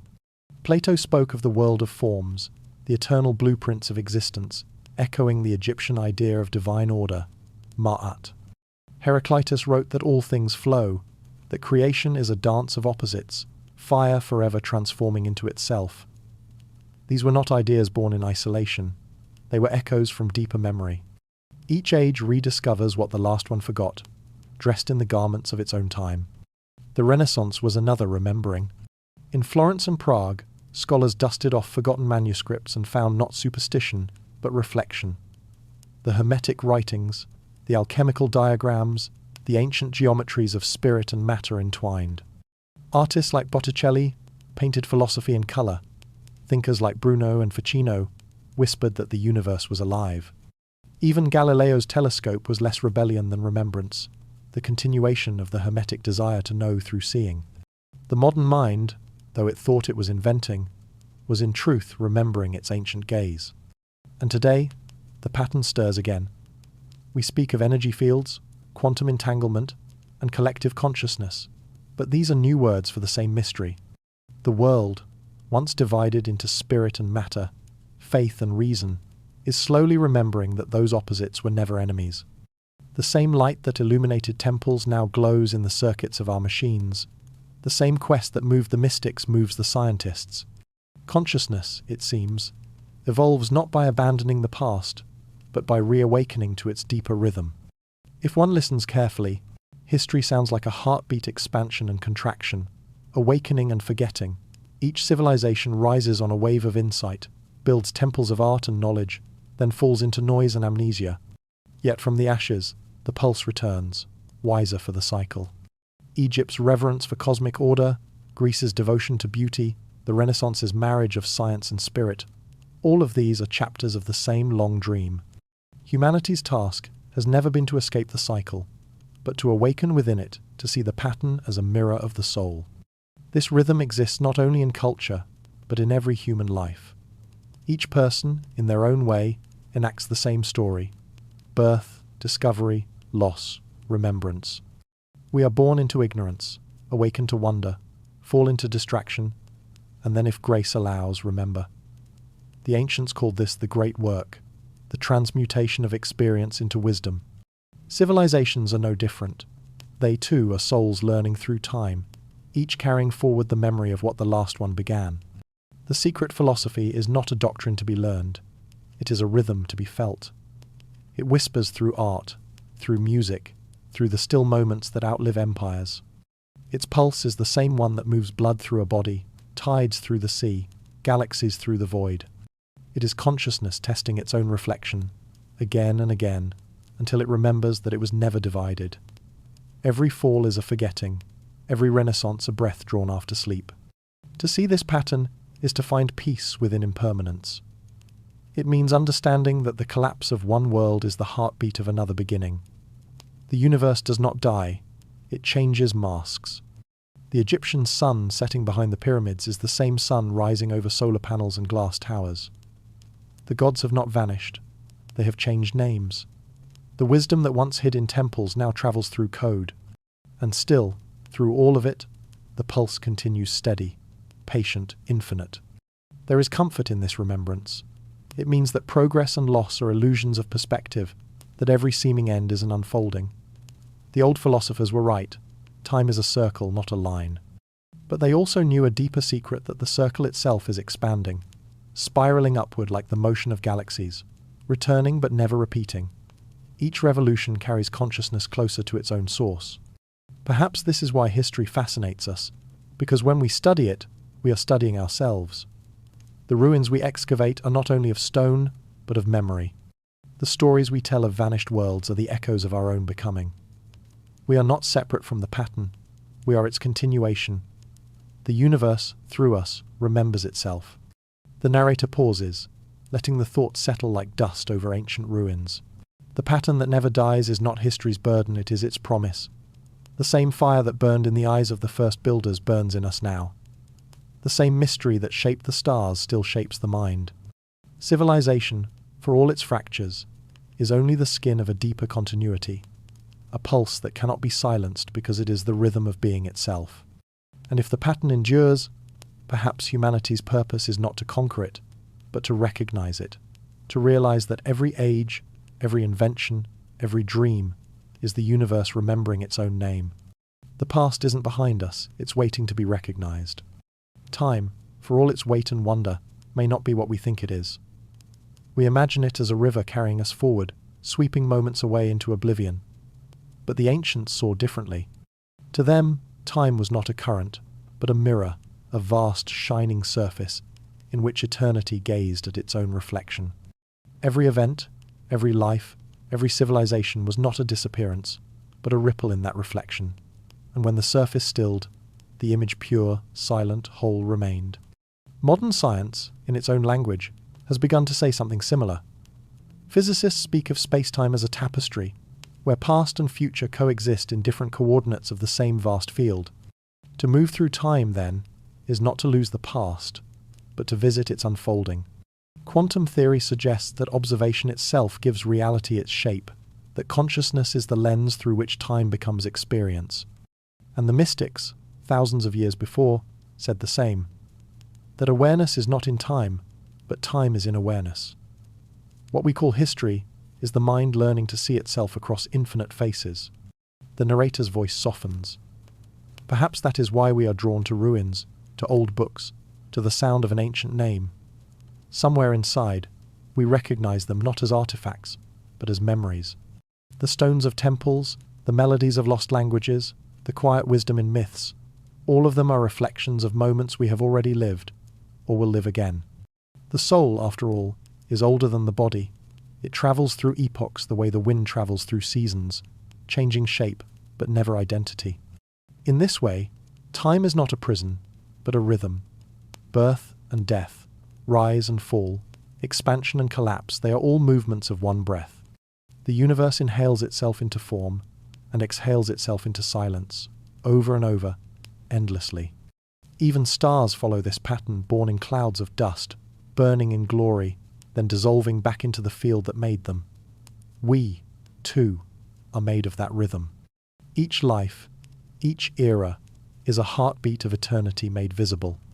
Ancient prophecies spoke of ages golden, silver, bronze, iron, the long cycles of awakening and forgetting. Some cultures called them yugas, others the turning of the great wheel.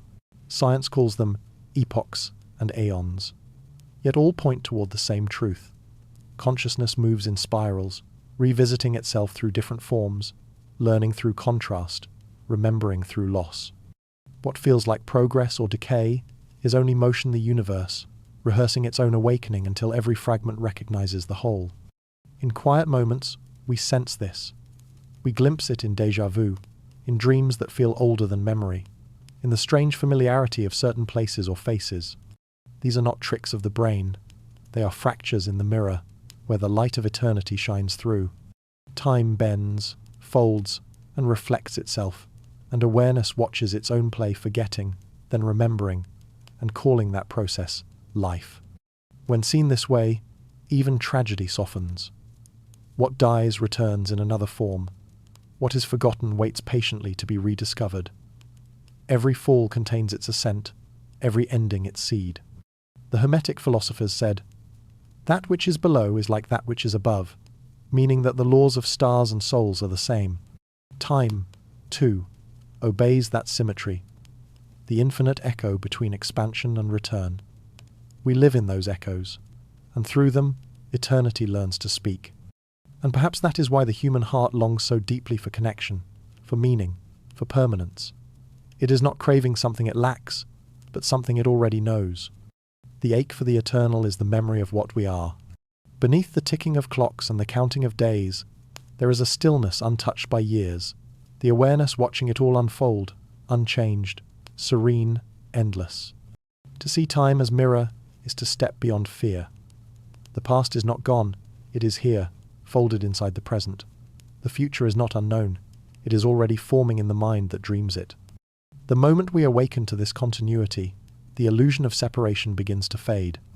We realize that we have never truly moved, that all journeys, physical or spiritual, are circles within circles, each leading back to the same center, awareness itself. The voice grows softer now, like a tide receding. Time, it says, is consciousness observing itself through change. Every heartbeat, every generation, every civilization is part of that observation.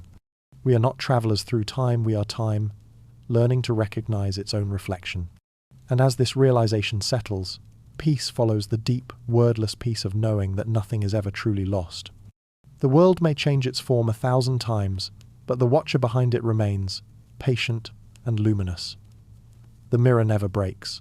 From this reflection, the story moves toward its final horizon, the synthesis of all things, where the ancient and the modern, the self and the cosmos, converge into one last, quiet revelation.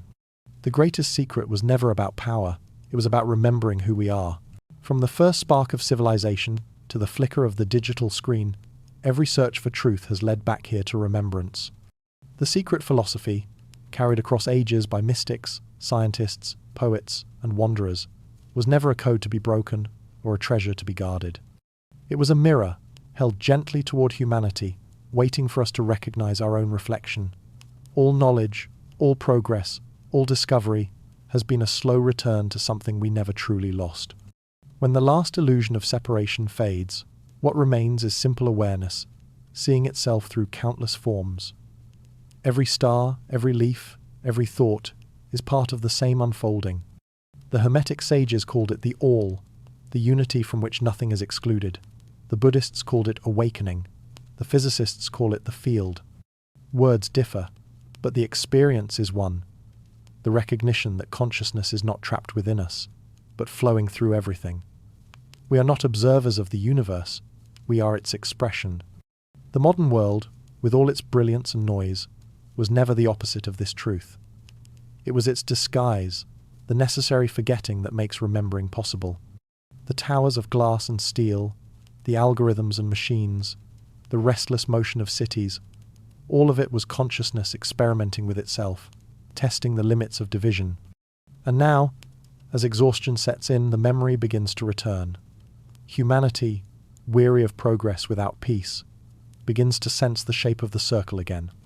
The world that once seemed external is revealing itself as the reflection of our collective mind. The narrator's tone softens almost a whisper now. This was always the purpose of the secret philosophy, not to dominate, not to control, but to awaken remembrance.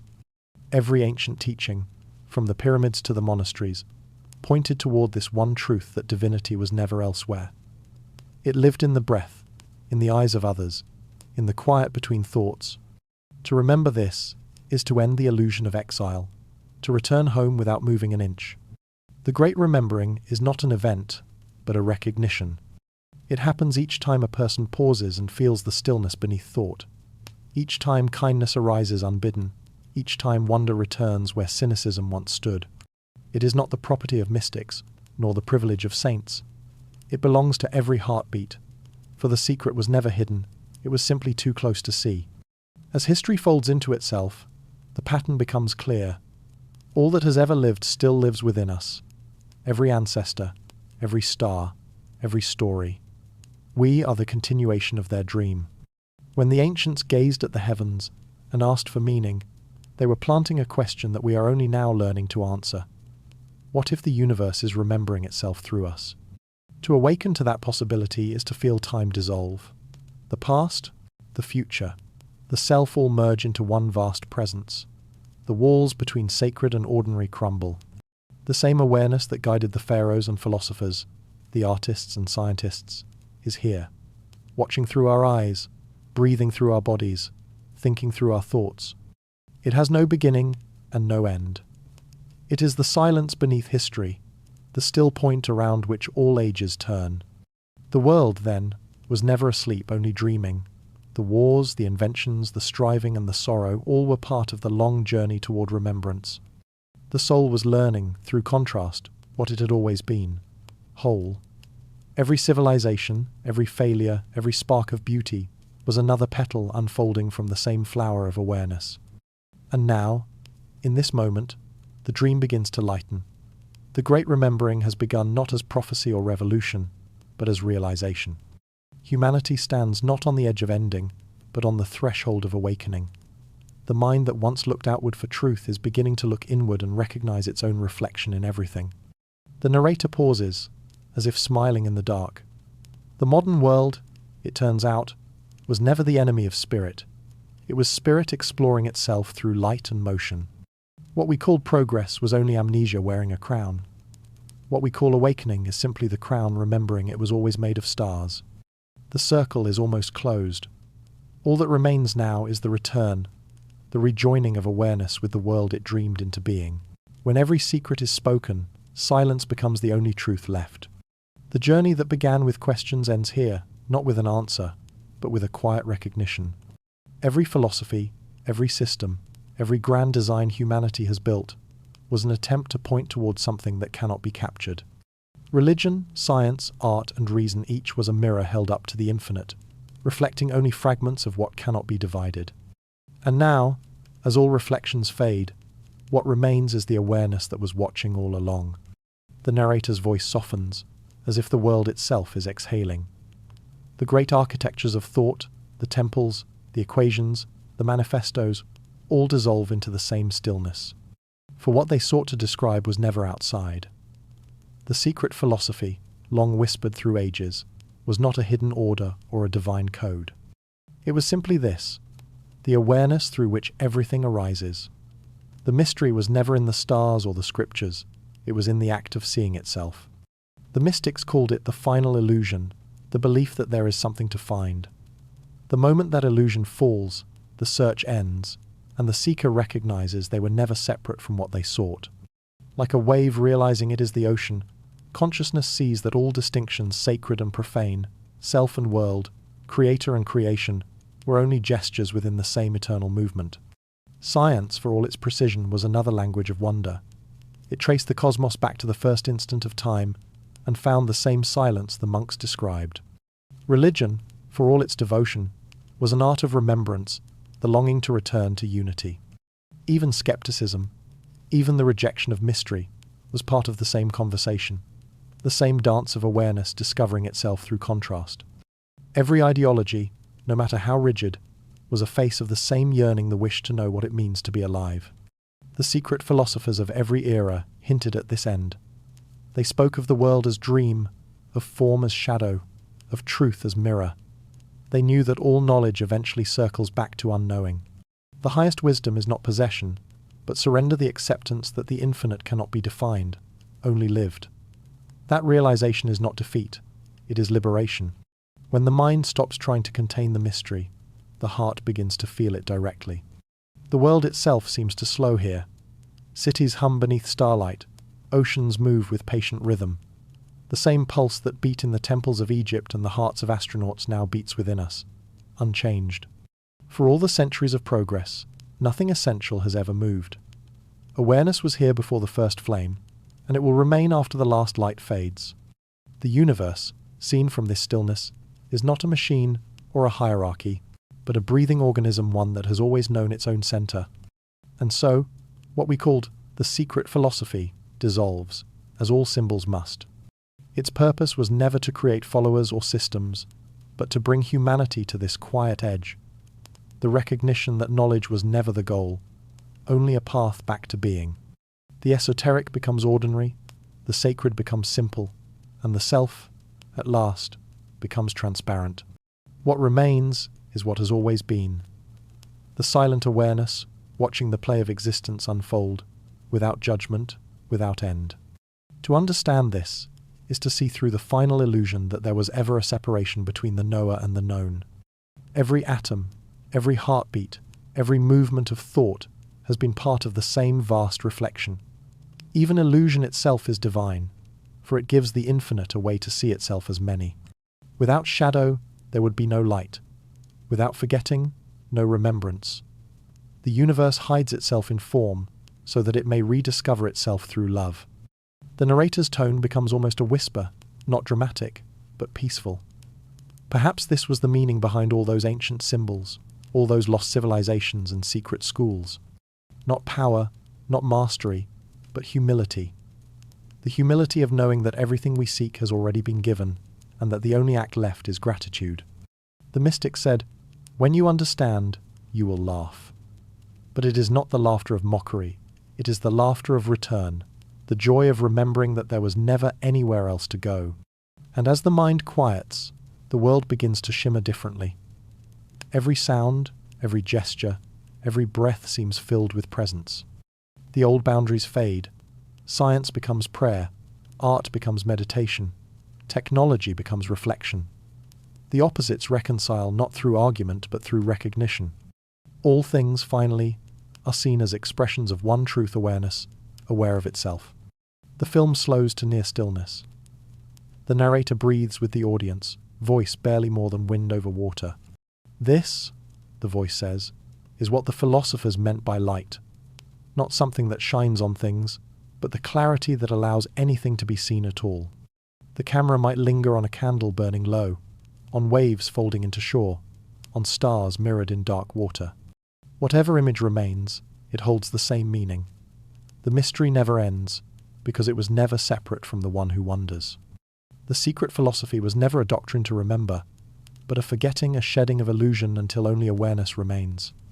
And now, at the edge of revelation, silence speaks again, the same silence that began the story, the same silence that will follow it. The mind lets go. The world breathes. Nothing is hidden anymore. The world changes shape, but the light that sees it never fades. In the end, all that was hidden returns to simplicity. What began as a search through temples and books, through science and myth, ends not in revelation, but in a quiet seeing, the awareness that has watched through every age. The secret philosophy was never a code or a conspiracy. It was the oldest and most human thing of all, the ability to find wonder, even in understanding, mystery, even in clarity, eternity, even in the fleeting. The narrator's voice is calm now, almost like a lullaby to the soul. The light, it says, was never outside us. It moved through every question we asked, every discovery we made, every tear, every thought. It waited behind every truth we believed we found. Humanity, after centuries of searching, had not been chasing a secret hidden in the world, it had been chasing the world's way of remembering itself. Civilizations rose, burned, and fell. But the awareness that looked out from their eyes did not vanish. It merely changed its view. The pyramids, the cathedrals, the satellites, all were stages of the same play, built by the same unseen hand. The same mind that once painted constellations on stone ceilings now traces galaxies with telescopes. The same longing that carved prayers into clay tablets now writes algorithms into light. What changes is the form, never the essence. The light behind the eyes remains, eternal and watching. The narrator pauses, as if allowing the listener to feel that stillness.